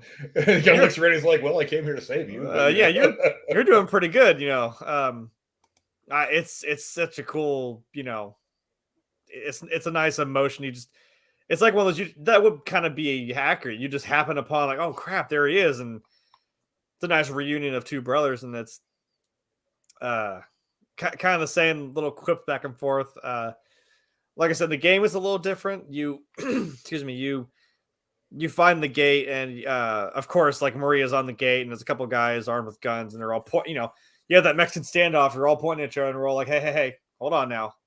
Let's put the guns down. Because I think she said, Maria tells like, hey, tell the girl, drop the gun. And he's like, Ellie, just do what she says. Just hey. And, they're like, what are you doing here? And you hear a guy's voice say, open the gate. And then you see her go like, what, do you know him? And then like the gate opens up and you finally see, in the game too, it's like, oh my God, you finally see Tommy. He goes, yeah, that's my fucking brother. And he just gives him a bit, gets a big hug, kind of the same deal. And I love they do mention it later when they're in the bar, but I love the line where he goes, Jesus, you got old. And he goes, careful, it's going to happen to you too. I'm like, you can tell these two are still taking punches at each other. Little brotherly punches, but still, yeah, slightly different executions, but still a nice reunion either way. Yeah, Werewolf, how'd the reunion scene end up for you in this episode? It was good to see him. I was curious as to what he was going to be like after all these years, which we haven't gotten to yet. If we're talking about just the general walk through town, it was interesting to see. I thought it was a little on the nose, when Joel sort of blurts out, we have Maria saying we have this and that, and it's been, we have 300 people and democratic elections, but then we sort of share everything and this and that. And so he's just like, so you're communists. And he's like, well, no. And Tommy immediately said, no, it's not like that at all. Maria's like, yeah, that's exactly what it's like. We're communists. So I'm like, oh, that's great. Communism has survived the utopia too. Okay, wonderful. Yeah, exactly. Yeah. So, that's on the, like I said, it's on the nose. So I was just like, really? I actually thought that was kind of the joke though, because I mean, they make it something they focus on in the first episode is I think both of them fought in Desert Storm. Is that it? I think it was Tommy who did, because I was wondering. I think because I was wondering who it was, because I'm like, well, I could believe either of them have, because they there is a scene later in this part of the game too where you get attacked by some raiders, and Tommy looks right at Joel and says, "You still remember how to fight, right? You still remember how to kill, right?" And he goes, "Yeah," and they go take off, and I was like, I mean, I know it's been 20 years of an apocalypse, but there might be something else there that they did before this. Yeah, I just thought it was pretty funny because he looks back at it and says, "Yeah, you're communist," and Tommy just kind of has that like, "Oh shit" moment where he's like, "Yeah, damn it, we are." Are we the bad guys? So the joke is that he joined the military and was fighting against things like communism. Well, and basically what he's living in right now is a small communist commune. We're all supposed to pull together, okay? Well, that's what it's about. At least according to the writers, yeah. Okay, yeah. So But that's one of the things about some of these other forms of governance. I think they proved that it works on a small scale. But I think even Joel says, like later on when him and Ellie are talking, he was like, they're like two different kinds of people. They kind of want to own everything, and they kind of that don't want anybody to own anything. Because she asked, like, is that how the world used to work? He's like, no, not like that. The country's too big for something like that. I'm like, yeah, because if it was, then we know of a certain somebody over there across the pond, different pond, the big pond. But no, it could work on a small scale. They say like, 300 people there. So yeah, but if you're trying to spread that to the whole country, that's a different issue. Yeah. And then after coming in and settling in, Joel and Ellie get some much needed home cooked meal. That's where things start to turn a little tense between Joel and Tommy. As Tommy finally admits to him that he's gotten married and that Maria is his wife. And then there is kind of this coolness that kind of happens between the two of them. Obviously, he's doesn't quite know how to react to having his brother around again. They don't quite know how to communicate with each other. Because I'm guessing it's been a year or two, probably more, since they've talked. So they're trying to figure each other out again. Because after not talking for that long, you really do have to kind of feel somebody out again. Well, kind of anew. You know what I mean? He's also just found out that his brother's marrying Ratina Wesley, so I'm not sure that that's going to make anybody particularly happy either. Jesus Christ. You're like, oh. Well, maybe he hasn't seen True Blood. Thanks. Congrats. That's what he says, like, congrats. Yeah. You're like, yeah, that's an I also thought it was funny, kind of the back and forth, where it's like Ellie's doing all the swearing and shit like that and just not behaving very well at all. And he's the one who looks at her and says manners. And then when Tommy comes up with this thing saying, "Oh, by the way, we're married," she says, "Oh shit, congratulations." And Joel doesn't say anything. She's the one that has to kind of throw an elbow at him and say, "Hey, dude, tell him congratulations." It's like, congrats. I thought it was kind of an interesting back and forth because like he's the one reminding her about bad manners, and then like almost immediately in the next sentence the role kind of flips. I thought that was kind of a funny scene. I don't know, Jeremy, is that what you thought? Yeah, it's hilarious sometimes, the dynamic and the way these two and I say as in Ellie just kind of pokes at Joel where he's like, dude, fuck it, at least say something. That's your brother, You just found out after, like, I think maybe a year. I think he said it in the first episode. Like, it's been some time since he's even had contact with Tommy. So you just seeing your brother now for the first time after so long, and you just found out he's married too. It's like, dude, say something. Jesus, Yeah, there's one little thing that happens in this, probably the appearance of a character that we're going to be getting, if not this season, probably next season. I think next season. For those of you who understand kind of how things, Ellie's particular situation in the game, the girl that's kind of like hiding behind the support beam right there and kind of trying to figure out who they are. Ellie kind of looks at her and says, "What about her manners? What the hell are you looking at?" She kind of turns into, she was on full Ellie mode for a minute, which I thought was kind of funny. Oh, yeah. But this girl strikes a really strong resemblance to someone that we see later on in the games as Ellie's girlfriend. I mean, Jeremy, as soon as I said I was getting some visuals together for this stream, you were like, "Get this one. This is something directly from the game. Get this one." And I was like, "I know." I immediately, as soon as I saw the scene, that's what I went to. I was just like, "I bet you that's." I'm drawing a blank on her name right now, Jeremy. Dina, that's right. I said I'm willing to bet that's probably her. I don't know, Jeremy. That was kind of an important little piece of foreshadowing, because remember, when Tess is asking her about, in like the second episode, has got any family or boyfriend who come looking for her, she goes, no, and just kind of has that awkward look, like she didn't want to tell Tess that she was a lesbian. But that's something that could be playing out later on. Probably not this season. I think probably next season, since we are guaranteed getting a season 2. But I don't know. That was an interesting big little bit of foreshadowing, big Easter egg for the gamers. What do you think of that scene? Yeah, because like I kind of went, wait a minute. It was a fun Ellie moment, because also same. I mean, if you're just gonna sit there and stare at me, I'd be like, "What the fuck are you looking at?" Right? Like, what are you staring at me for? And to be fair, like Maria said, she's like, "Oh, I mean, not too many other kids, have probably seen other kids from the outside." And I'm like, "That's fair," but I wouldn't fathom I couldn't believe that she'd probably been there for quite a while, because we do get introduced to her in the second game. But I'm like, if that's a seed we're planting now, where I'm like, oh, wait a minute, that see, like you said, I think way back when we watched WandaVision, you were like, why would you call attention to something specific just for 1 second? I'm like, wait a minute, that could be why. I bet you that's her, and if that is hilarious. That's a nice setup that's going to pay off, I'm assuming, in season 2, if season 2 is going to be the second game. Because it opens up, like you said, that bar. It's like there's probably one of the first scenes is in that bar with the two of them, because it takes place 5 years after this one, and they're already in a pretty established relationship. So if that's a nice little nod, I was like, holy crap! If that's who I think it is, that is a big fucking Easter egg right there. So it begins. Yeah, it does begin for a little bit of growth for her character that we can see coming. But, speaking of the bars, obviously Joel and Tommy kind of go off to a bar themselves to try to catch up a little bit. And that's where there's a little bit of a heated exchange. I don't think I have any pictures of them talking at the bar. It's a little bit of a heated exchange. They're still trying to, they're still trying to figure each other out after not talking for multiple years, probably. I don't know. Werewolf, what do you think about this very tense conversations that happen between the two characters at the bar? Because again, there's a little bit of blame, but not blame. They're trying to come to another understanding. What did you think of that scene?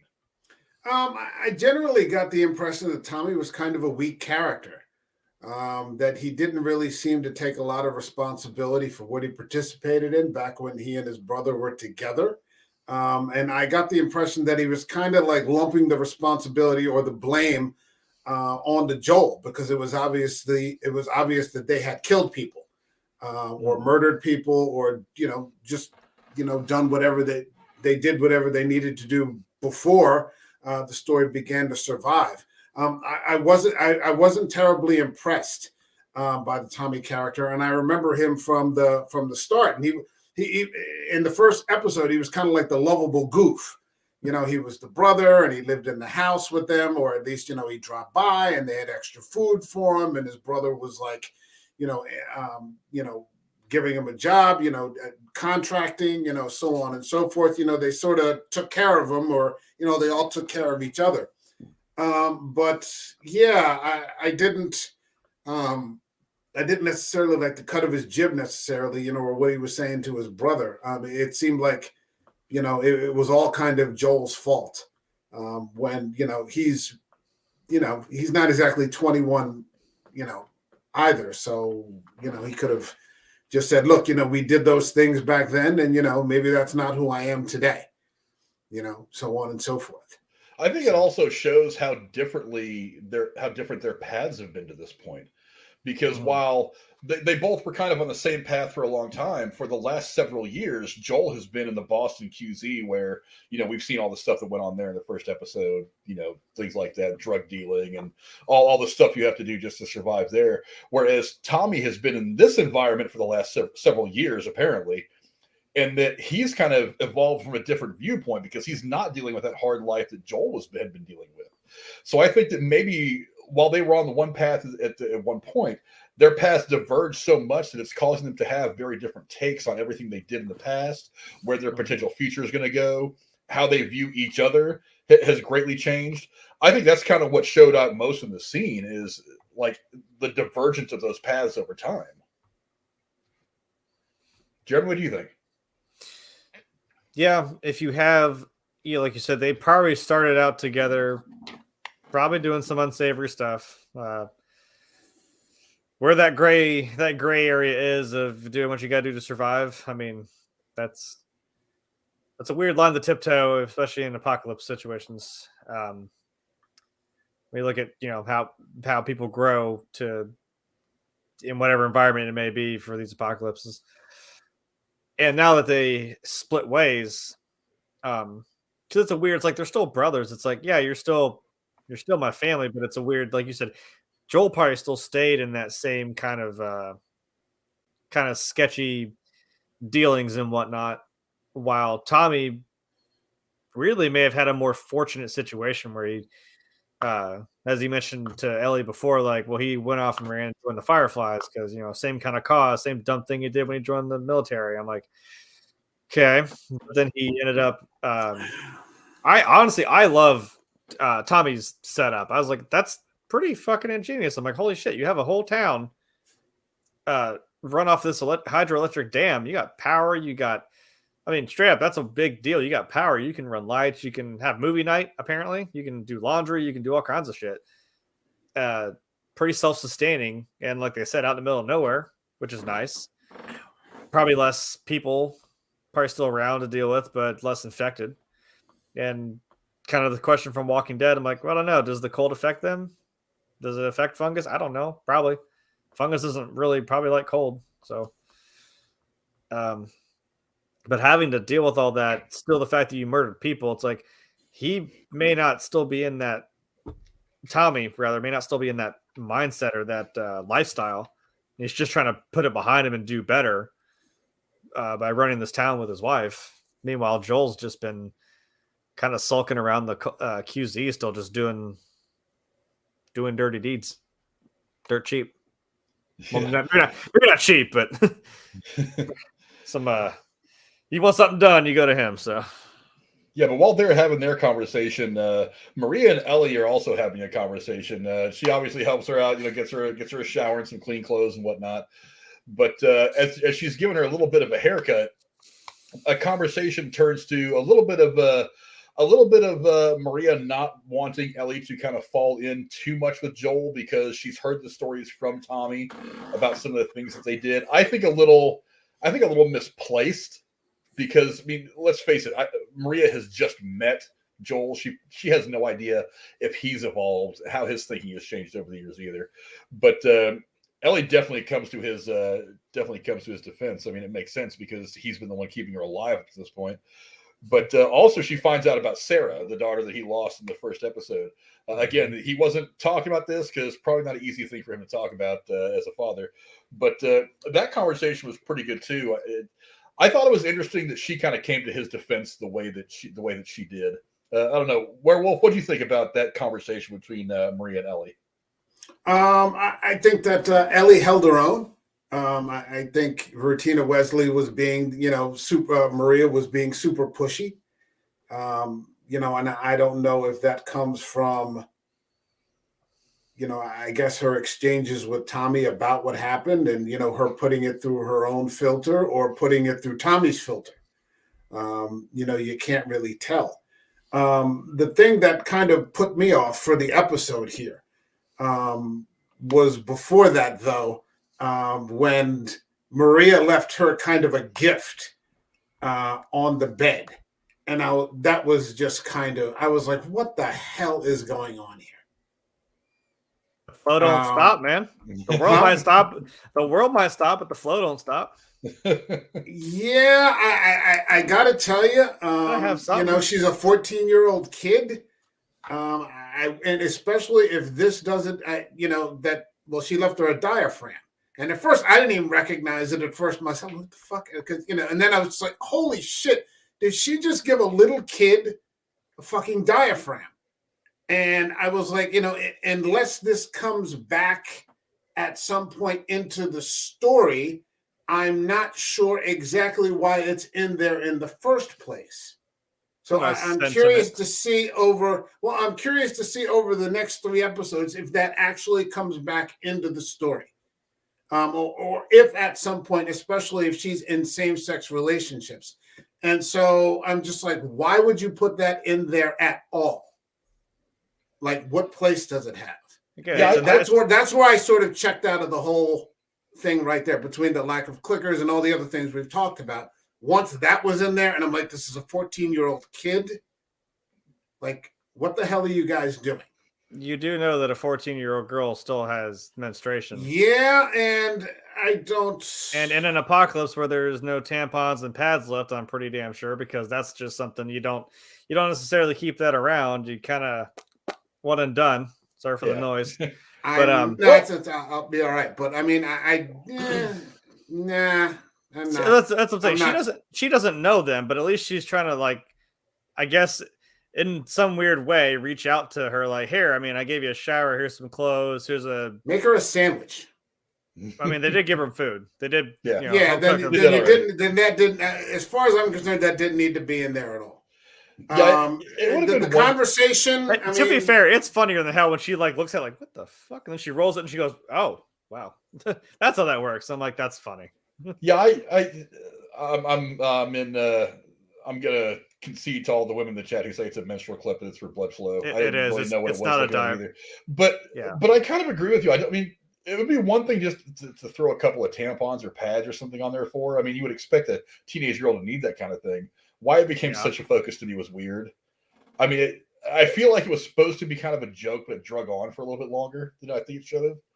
And it kind of, I don't know, it just kind of did.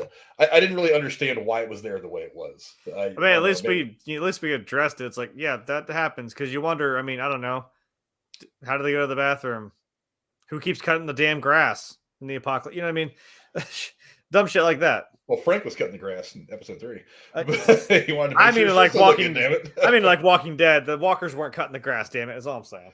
But but we already didn't we kind of do this in, what was it, episode 2 or 3, where when she cuts the one clicker's face that got buried, she finds that thing of tampons. Didn't we already kind of do this shtick though? Yeah. But again, it's still that was one of my clips for the second episod. Ellie finds tampons. It was still, which is kind of all that happened in the second episode, up until the point that oh God, what's her name? She got killed. Tess got killed, because that was really all that happened in that second episode. First episode was good. Second episode lulled. Third episode went, I'm not sure where. Fourth episode, 5 was good, and then it's still something to address. I mean, are we really gonna not talk about the fact that they did that? How many times did they go back to the damn store for shit for Lori and Walking Dead, and we had to have the whole thing with the condoms, and then, hey, boom, sex scene. That's still a thing. People still have sex, and I mean, hey, STDs may not be the only virus running around in that fucking apocalypse, is all I'm saying. So probably, but moving on from this, since this has been such a wonderful conversation to have, indeed. Is we also it's part of the show. It's part of the show. So it's part of the show. You know. But we have another conversation between Joel and Tommy, and this was the best part of the episode to me, was when Joel and Tommy get together again. Joel looks like is in a shoekeeper's area trying to fix his boot. Tommy rolls in there just with some new shoes to give to him and says, "Hey, don't worry about all those. Here's just a new pair of boots to work with." And that's when Joel kind of has this moment of ultimate vulnerability with his brother. He breaks down, tells him the truth about Tess, tells him the truth about Ellie and her condition, and also says that he doesn't think that he's strong enough to get her to where she has to go. That he's feeling like he's a little too vulnerable, that he's not the one that can protect her to the point where she needs to be protected, and asks Tommy to take her to the university to get her to these fireflies. Again, really, really deep conversation in this. A lot of vulnerability from Joel that we haven't seen before. Werewolf, what do you think of this scene with the conversation between Joel and Tommy? I was okay with it for the most part. I would have preferred, I'm not sure about the panic attacks. That I could have lived without. but I did understand that, he needed to lay his burden, a bit of his burden down to keep on going. He needed to lighten the load. And so the fact that he could lean on his brother, in that way, I thought that was good. And you didn't see, there was no doubt that he was going to continue, that the two of them were going to continue together. But I think he didn't realize it until after he had been able to, get some of that out. And I think Jeremy had said that, he's been stuffing all that down for so long. So finally to see his brother and to be able to get that out, because Tess isn't there anymore. And at first he lies and says, Tess is fine. Oh, she's fine. This, that, and the other. Yeah, that was okay. That was okay. I didn't necessarily want him to ask his brother to take her the rest of the way, but yeah, that was okay. Yeah, Jeremy, what do you think? I thought that scene was pretty deep. Yeah, because you see the initial exchange in the bar, and it's kind of, he asks, how's Tess? And he's like, she's fine. So who's the girl? She's some bigwig's daughter from the Fireflies. And you can tell Tommy sees through him a little bit, like, oh, you're just doing this out of the kindness of your heart, huh? And he's like, well, there's a payment. And it's like, that's probably a very fair answer and a very Joel thing to say. And I'm sure he believes him, but it's still a hint of like, you're not really telling me all that's going on here, are you? So him now finally having just this moment with his brother, well, assumingly just the two of them, but we know Ellie had her little ear up against the window too, listening.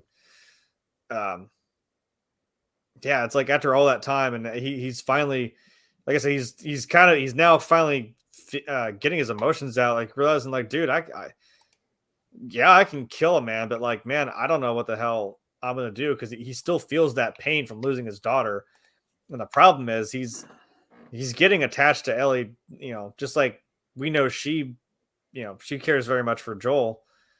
Now he's just scared of losing another daughter to this apocalypse, when everything is riding on the two of them making it to where they need to go to get this cure made, and hopefully start turning stuff around. So that's a lot to put on one guy, and especially after all he thinks about is he wakes up in his dream, he's like, I don't remember, but all I feel like is I've failed, and I keep failing every time I wake up. He realizes, oh shit, I'm in this world still. I don't have my daughter. It's weighing on him. And I guess, like he said, the only person I trust, Tommy, is you. He's like, you can't even tell Maria. You can't, I'm just going to tell you, and I'll confide in you a little bit here. Yeah, Werewolf, what do you think about that scene? Or did I ask you already? Yeah, you did. No. It was a good scene. He needed to have that, discussion, or that ability to let that steam off. And so his brother's the perfect person for that. But also, I think who's been with him before any of this. Yeah, also I think it was that scene where they finally kind of got back on the level again. I talked about it earlier, how they said how they're still trying to figure each other out. They haven't talked in so long. They have to kind of get to know each other a little more. Not just know who they are, but like where they're at mentally. And I think if they finally kind of hit that point where they were like, okay, now we understand where the other person's at mentally, physically, kind of in the world, how they feel about things, what they're doing. You know what I mean? There was another thing, too, and this was of concern to me, actually, that he blabbed about Ellie being immune. And I don't know in this show if that's going to come back to, bite them in the community or whatever. I didn't exactly trust him not to tell Maria. And I was just like, that's going to be a problem later on. Now, I don't know if that's necessarily the case, but that was my gut instinct when I heard him say it. But to Tommy's credit, he agreed, to do no small thing, which is to take her, 5 more days into Colorado. And so, I think that also helped to, bridge the gap between them. His brother's, unloading, these problems, these difficulties that he's having because he doesn't have anyone else to talk to. And he can't lean on a 14-year-old kid that way, and nor should he.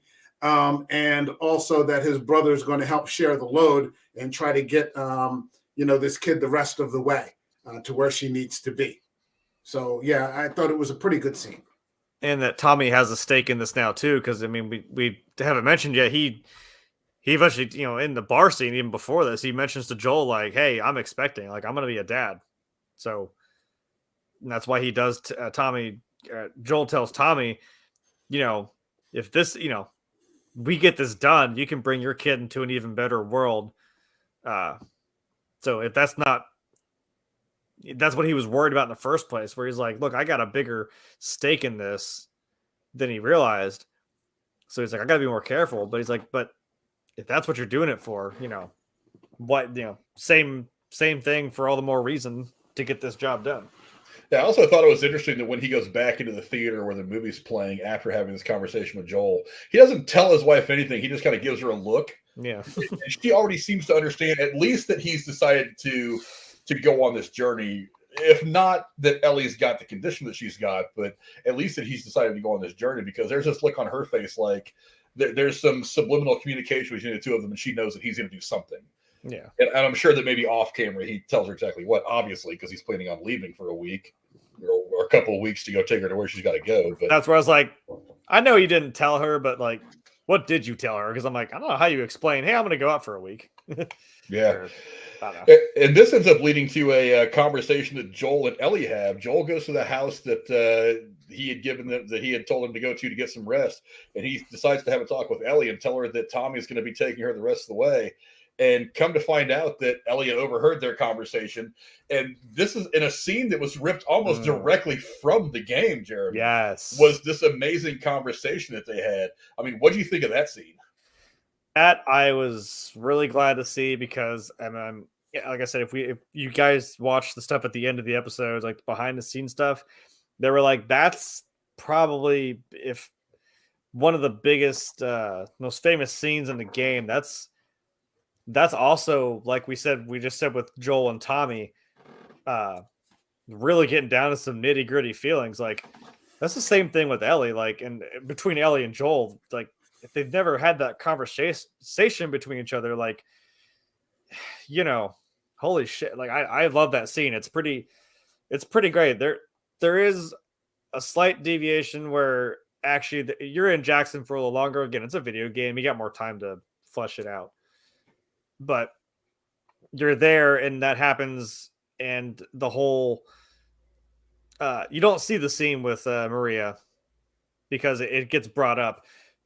There's a part where Ellie hears this, and then it actually scared the shit out of me in the game, because again, this whole time, and I'm like, I'm ready to die for this child in this game, and I did die several times, but that's because I sucked at it at first. But you know what I mean. You find out she runs away.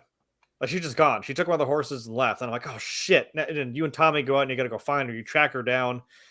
And it is actually that, and then it's that same scene. You come across her and you go in there. She's just sitting in the window reading the diary of some girl. And she's like, is this really all they had to worry about? Like, you know, boys and what clothes to wear. That's weird. I'm like, you know, the same thing like when she saw an ice cream truck and she's like, really? That's a thing? You know? And then, yeah, they had that deep conversation where, you know, it's like Joel he kind of opens up to her, but it's still like as he confesses to Tommy, like, dude, I can't do this. Like, I'm not young like I used to be. He's like, I got jumped by some kid because I was too damn deaf to hear him, and she had to save me. Like, I can't do this. So he tells her, like, look, it'd just be better off if you just went with Tommy. And she's like, dude, like, fuck that. No. Like, why would you want that? Because they start yelling at her, like, you know, she's like, you'll be doing better with Tommy. Because then she just says, look, man, I'm not her. And that starts that, you know, Joel just goes, you're treading on some ice here, Ellie. She's like, look, Maria told me, I'm sorry about your daughter, but like, I'm not her. Okay. I've lost people too. And that's that same conversation. He says, you don't even know what loss is. And that hits you, and you see her, she gets mad and just shoves him. She's like, everybody's has either died or left me, everybody except for fucking you. So don't tell me I'd be more safe with someone else, because I would just be more scared, because what she's scared of is being alone. So that was cool to see. And I still like the, you know, Joel still kind of got that wall up, and he says, like, look, you're right, I'm not your dad, and you're not my daughter, but we're still going our separate ways. And then the game segues into, yeah, of course, there's fucking people out there trying to kill you. And then escape out of the house. Attacked by raiders or something like that. Where that's that. Just walks away. That's that scene where, Tommy says, like, you still remember how to kill, right? And he's like, yeah. Joel's just kind of like, yeah. God damn it. Like, here we go. I don't know. What do you think of that scene between Joel and Ellie? I mean, I thought it was kind of it was supposed to be. I think it was supposed to be a little more emotional. Didn't quite get there with me. I thought it was good, but I don't know. Did it have that effect on you at all? No, I thought it was pretty. I thought it was pretty mid. Because I really didn't think that there was any chance that they were going to separate. So, what necessarily was the point? To build tension. I suppose so. There was no doubt in my mind from the get-go that was going to happen. So, if you would have done something that showed me that instead of, just kind of talking through it, maybe, honestly, in recollection, it wasn't even something that's like stuck out in my head. I did write a small line where he says, from the notes, you're not my daughter. I ain't your dad. That kind of thing. But it wasn't one of the more memorable scenes from the episode for me. It was just kind of, okay, they had an argument. Yeah, I liked it, but it didn't quite hit the way I wanted it to. Maybe it's because I had already seen the scene from the video game, and I kind of maybe already had a little bit in my head about what it looked like in the game anyway, and maybe it didn't hit me the same. Maybe to me, because again, you've played through that whole up to that point, and again, you just wrote off of oh, she just ran away, and it's like, oh fuck, this girl, I'm supposed to be protecting her, she just took off. So. Shit. And then they had that, like I said, that heated exchange where it's kind of like, look, we're at a point now. We've been together this long, and you guys do actually care for one another, and you're looking out for each other. But still, kind of like that. It's like it's not quite, we're not quite there to surrogate daughter type territory. But it's like, she's like, look, man, I'm just gonna I straight up. That'd be fucked up if you left me, because at this point, like, I wouldn't want to do this with anyone else, But obviously, when Tommy comes to collect her and leave the next morning, they head over to the stables to get a horse. And surprisingly enough, they find Joel there saddling up a horse. He has, of course, changed his mind, and he decides he's going to be the one to take Ellie the rest of the way. Obvious, foreshadowed. I mean, I don't think anybody ever expected him to actually let her go alone, or at least without him. But again, kind of a cool scene. It was nice little. It was kind of a Brady Bunch moment a little bit. I thought a little too. Oh, hey, the sun's out again. Yay! A little too happy for me. But But I thought it was a decent enough scene. And they obviously they take off towards the University of Eastern Colorado. Is that what it is in the game? Is Eastern Colorado? Yes, Okay. it is. It is still Eastern Colorado. Excuse me, Tommy. It's funny because Tommy tells him like, yeah, they had this big thing in University of Eastern Colorado, and Joel just goes, "Go Bighorns." I'm like, God damn it. No, it's the same school, and actually the campus, even that big building, because Tommy tells him like, what you're looking for is this big science building. It looks like a big mirror, like you can't miss it. Like it looked exactly like that in the game. The big like front of that building, it's all just like glass windows and shit. It's spot on with the set. Yeah, along the way, it does. They do mention in the episode it takes them 5 days to get there, and along the way, there is a cool conversation they had around the campfire about dreams and stuff like that. And Sally Ride, kind of an allusion to the game where Joel takes her to a museum and lets her sit in one of the I think it was one of the Apollo spacecrafts. Or it was like the spacecrafts maybe the lunar module. Yeah, lets her sit inside. And, gives her a mixtape for her birthday of a launch sequence. And it's such a cool moment. Yeah, and also there's a little scene of him teaching her how to shoot, which I thought was kind of funny. He puts awesome. The target out there, and she's taking shots and isn't really doing very well. And she says the rifle's broken and not working right or doesn't aim right. And of course, he rolls up there, grabs the rifle with one shot, puts one right in the asshole. Yeah. Which I thought was funny that he actually wrote asshole on the target because that's what you got to shoot is the asshole. Like I said, now that's where we wanted to be. I'm like, that's the dad shit that he's doing right there. I'm like, that little look he gives her, like, yeah, well. you suck, man. Like that's getting the, it's like, yeah, these two are getting closer, and I love this. They're back and forth like that. It makes me smile. It's great. Yeah, but they do end up making their way to Eastern Colorado University, only to find out that it has been abandoned. There are no fireflies there at all.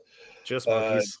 And yeah, just the monkeys. And when they're in there, they find this map that shows that the fireflies that were there have headed apparently to Salt Lake City in Utah. So they decide that they're going to go ahead and press their luck and head to Salt Lake City. But on the way out, they're jumped by 4 guys. So I'm guessing you're just 4 random guys that are out trying to find a way to survive.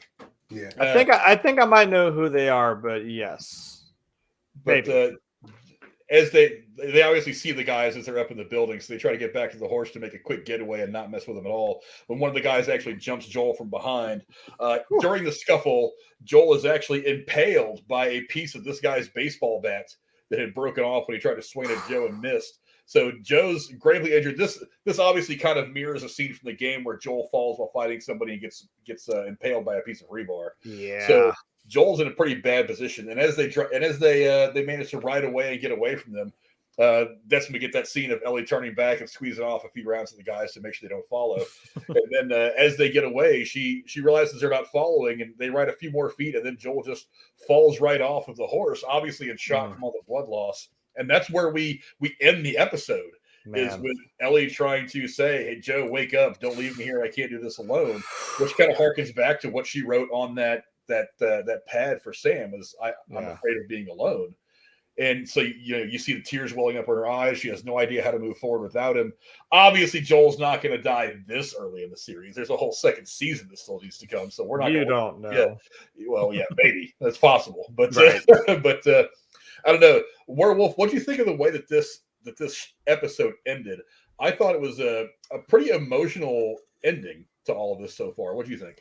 I thought it'd be really painful to get the handle end of a baseball bat impaled into your into your liver. Probably in that area. That would probably hurt a lot. And I think when I was talking with Gory, he's like, "Why did you pull it out? You probably, that'll, probably kill you, and then you're just gonna bleed out real fast." I'm like, "Well, you've got a fucking baseball bat in your stomach, You want to get, probably your first instinct, ahead of common sense in this is to, pull that projectile out of your gut, probably." Again, like you said, I didn't think that. Obviously, he's not going anywhere. He's not going anywhere. I'm not sure why they ended it this. I'm not sure why it ended this way. I do. He's not going to die. So it's like a false summit. This kind of thing, because obviously he's going to be back in further episodes. But this is just happens to be where it ended. Yeah, Jeremy, what do you think of the final couple minutes of this episode? Again, pretty tense, pretty scary. What do you think of it? Well, and again, it's still an oh shit moment. That's not a good situation to be in. You're in the middle of nowhere with no one but yourselves, and you got a pretty significant wound in your stomach. So, still a shitty situation to be in. And what that does to you. As I was watching, I'm like, this is pretty accurate. Yeah, they go through the town. They have their little jokes about sheep farms and Joel wanting to be a singer instead, which was hilarious. That's a little quip from the game. And the same quip of they've kind of just go like, well, maybe they turned into monkeys. I don't know. And yeah, you do get attacked by those same guys. He falls off like the second story and gets impaled on some rebar. And that's a hard, kind of a hard part in the game, because you are like going in and out of consciousness and you're stumbling and you're trying to make sure she doesn't get fucking killed, but also yourself. It's the same thing. They escape, and then she's like, I just can't do this without you, man. Like he does just go out, and it ends there because that's actually where winter starts, because then you cut right to Joel getting impaled, and then it's Ellie freaking out, like she doesn't know what to do. She's like, "Tell me what to do. You need to tell me what to do right now." And then he just like, just run, like let's just get out of here. And I thought, I was like, this is probably going to end the similar way, but That's the thing. It's like I don't want to always expect the same thing. I mean, like when it didn't happen and they got out to the horse, I'm like, ooh, maybe they get away. And then he turns and he's got that fucking sticking out of his stomach. I was like, oh shit. Okay, a little different, but same vibe. And because now it's gonna be, again, she's still just a 14-year-old girl. She's like, I don't know what to do, and it's kind of a scary thing to deal with at that age. When the one guy who's been protecting you is now kind of out for the count. So, like I said, that's where the winter part of the game starts, and then you play as Ellie, and then the whole time I'm like, but what happened? What happened to Joel? You don't see him for a while, and it's like, God damn it! I'm obviously playing the game for the first time. Like, I didn't know. I'm like, oh shit, does he die?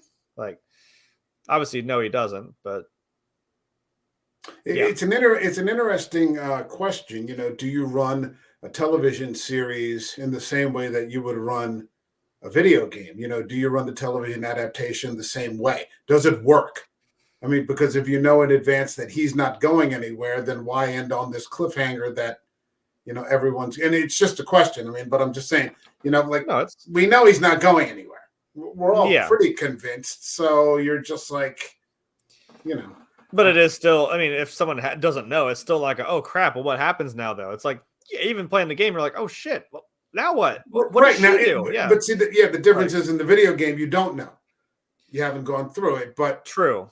I see what you're saying, because like we know, we've seen other scenes that we haven't seen yet where like, Joel's holding a gun, he's going around corners. We're like, we know he doesn't. We know he's been around. It's been renewed. I think by the end of the second episode, it had been renewed for a second season. So they renewed it for a second season real quick.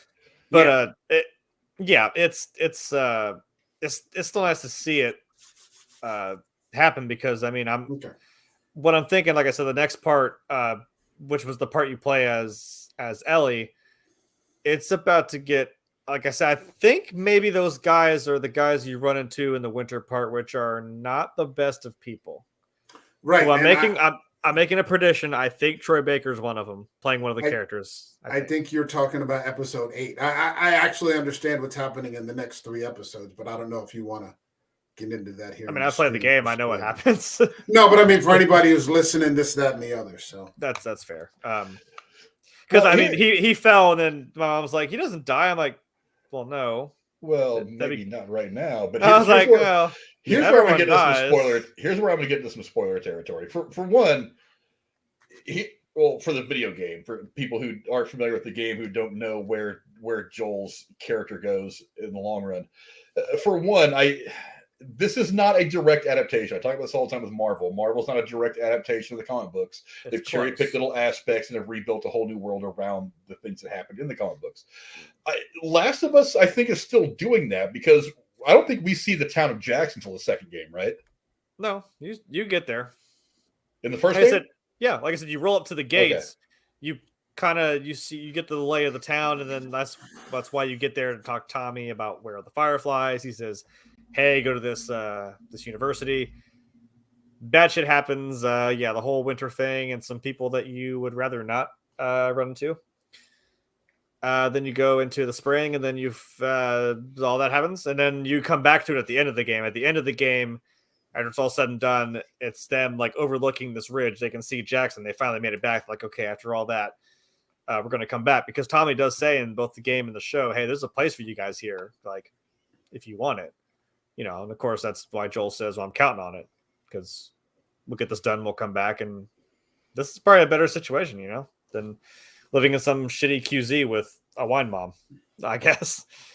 A dead wine mom now. Yeah.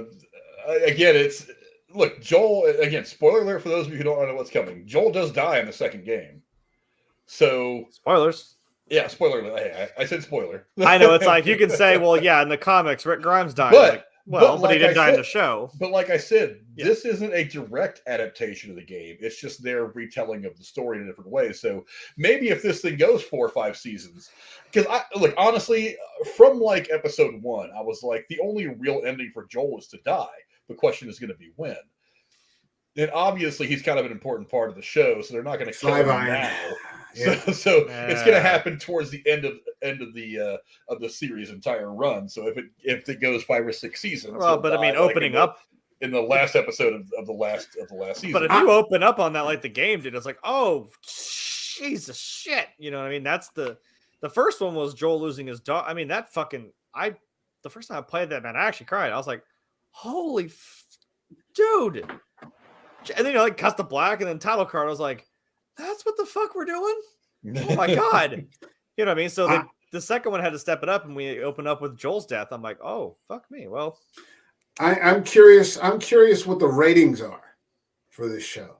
It was renewed quickly after the second episode. I'm curious to see in the, was it 7 episodes, the 7 episodes after that, if viewership has continued with it, or if it with a lot of shows, not just this show, but I mean, with a lot of the D+ shows and things like that, like after the first or second episode, the trend in terms of viewership just tends to plummet with a lot of these shows. And I'm wondering if this falls into that category as well.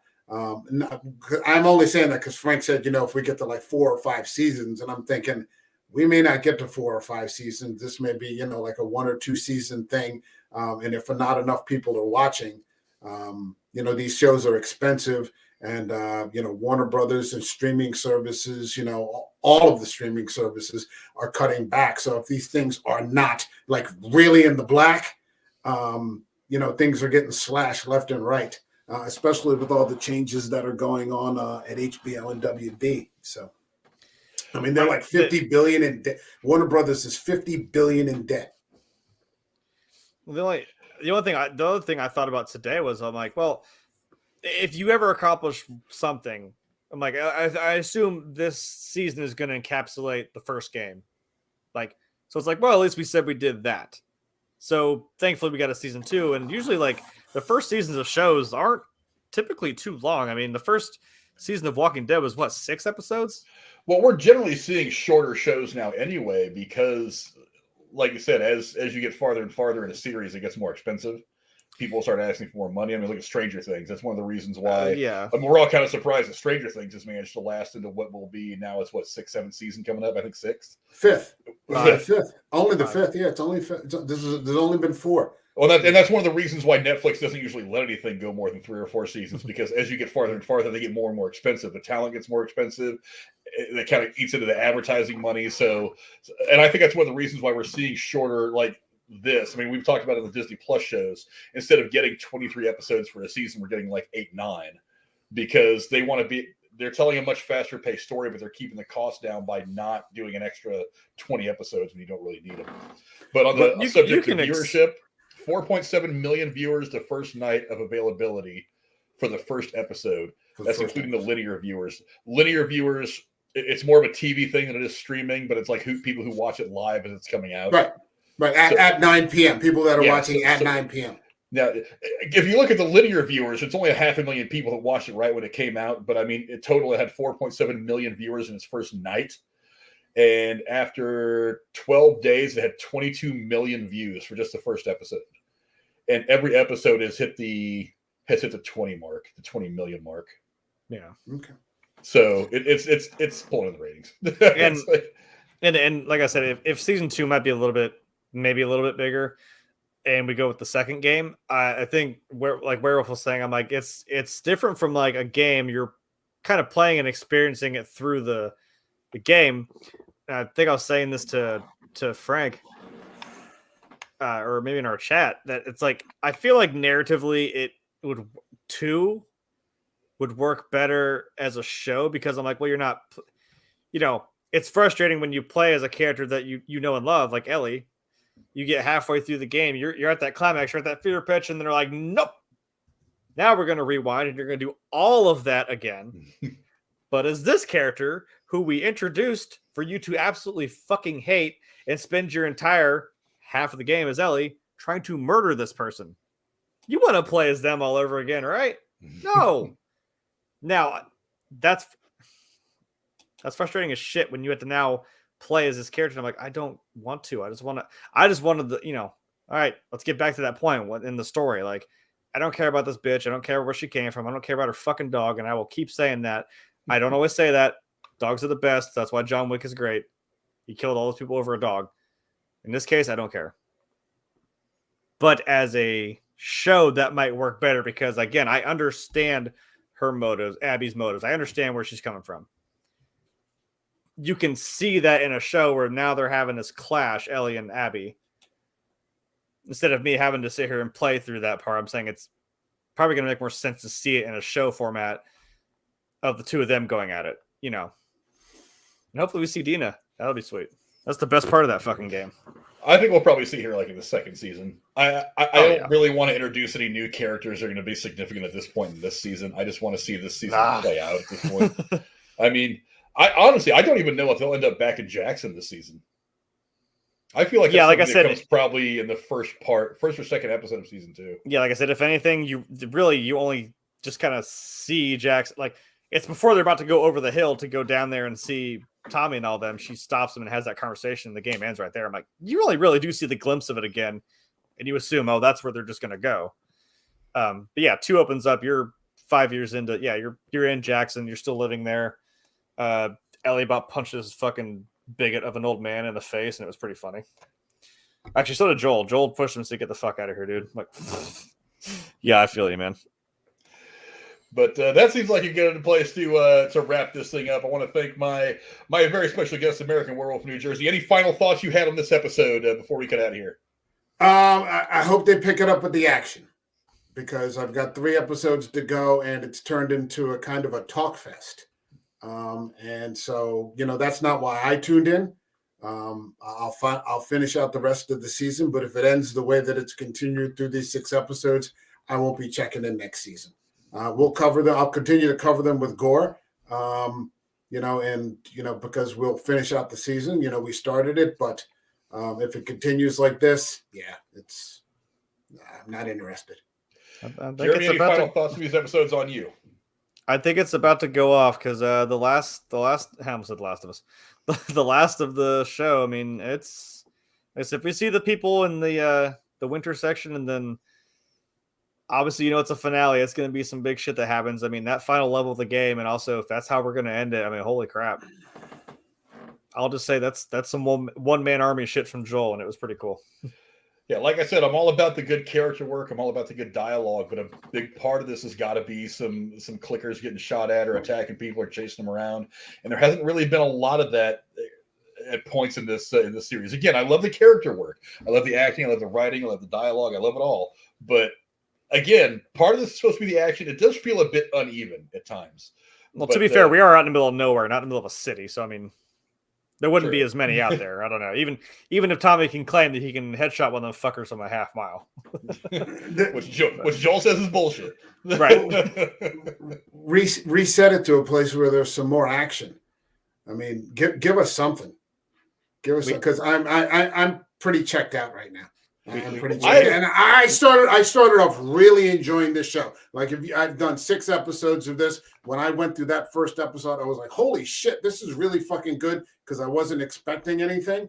And that first 30 minutes, and I'm like, holy shit, this is, and then it's just progressively, with the exception of 5, where I thought we were finally going to get on track and something was going to start to happen. And then, of course, it just went in the opposite direction with this episode. And yeah, as much as I love the character stuff, I do want some of the action too, because that is kind of a big part of what this is all about. Well, you don't want too much, because I mean, then it becomes a problem if everyone's like, "Oh, the walkers are just a joke in Walking Dead at this point." I'm like, well, yeah, because they're not relevant. Yeah, Here's the thing, though. I mean, you don't need 5 or 6 seasons. If you have 2, maybe 3 tight seasons, then you don't need it to go on forever. No, I'm cool. I don't think this is going to go 5 seasons for the record. I'm cool with 3, like you said. I'm cool with 3. Yeah. Yeah. Well, remember, we've also got a 3rd game coming out at some point in the next couple of years. At this point, I would fucking hope so. So by the time season 2 comes out, we could be seeing the 3rd game get released, which would give us a whole other batch of stuff that we can feed off of. So yeah, there's Jay. He's ready. But I'll be waiting. So I mean, but again, I mean, if you're going to try to take plot points from a third game, which is supposed to be coming out here in the next year or two, then you're doing it without Joel. How do you work those story points in with Joel around if he dies early in the second game? But that is for brilliant minds to ponder. That's what flashbacks are for. That's kind of what it was in the second game. So true. But thank you very much for my co-host for coming to hang out with me tonight. I very much appreciate it. American Werewolf in New Jersey. What kind of stuff you got going on your channel, my friend? We'll be on there tomorrow night. We should have a pretty large panel of about 6 or 7 people covering William Peter Blatty's The Exorcist 3 and looking at the comparison between that and what he did with his Legion cut.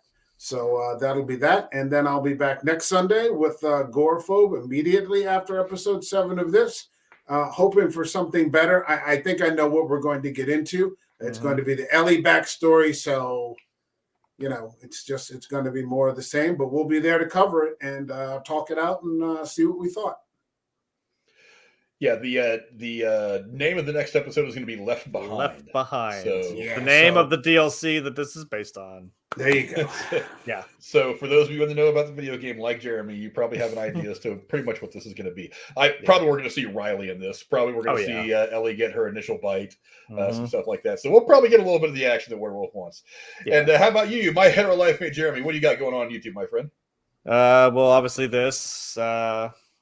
Hopefully we can continue this trend. I think, Frank, you said there might be some weird scheduling things that might happen here in the next week or so, maybe. So, we'll be doing this show every Tuesday, Monday, whatever day ends in a Y. Every week. Yeah, every week. And also, I mean, as it stands now, our Thursday show, I'm also on that, which is our, general entertainment news and topics of the such. I'm also on that. I guess I can say I'm on the that Elon Musk bird site that I don't do anything with it. So, but that's probably where honestly, follow Frank. He's the one who probably is better about putting out updates because I'm a terrible social media person. Even though I'm a millennial, it's not my fault anymore. It's now Gen Z's problem. But on that happy note, I have my own YouTube, which also has absolutely nothing on it. And like I said, if you saw me play this game on there earlier, no, you didn't. It doesn't exist. And I also have a Twitch, which that's more for live stuff. So, like I said, I've got separated out some stuff that be more for a live format. And I've mentioned several times after this show wraps, I'll go back and actually play the game through, and it'll be interesting to have this to kind of bounce off of now to get both perspectives of it. So seeing a bigger scale will be kind of cool. As for me, you can find me here. Tuesdays seem to be the night to be doing The Last of Us wrap-ups for us, so you'll probably see us back here next Tuesday breaking down episode 7 of The Last of Us. Also on Thursdays, you'll find us here usually talking about news, but I think for the next several weeks, we're going to be doing mostly reviews because there's a lot of stuff coming out in theaters that I really want to review. So Thursday will probably be not news. It'll probably be our Ant-Man and the Wasp Quantumania review. That is more than likely what Thursday is going to be. But as big news stories break, I'll probably get on here and do some smaller videos about that. So it's going to be mostly reviews for the next probably 4 weeks or so as more and more of this stuff comes out, both Last of Us and this. And I was just telling Jeremy, we're only a week and a half away from episode 1 of Mandalorian, so we're gonna have to squeeze the Mandalorian breakdowns in here as well. Oh, so Mandalorian season 3 is getting ready to drop. I want to be stumbling around like Joel. I don't know how much I can take all that kind of Pedro Pascal in my life. Oh my God. I'm having those Pedro Pascal panic attacks right now. Yeah. Let's hashtag it, Pedro Pascal panic attack.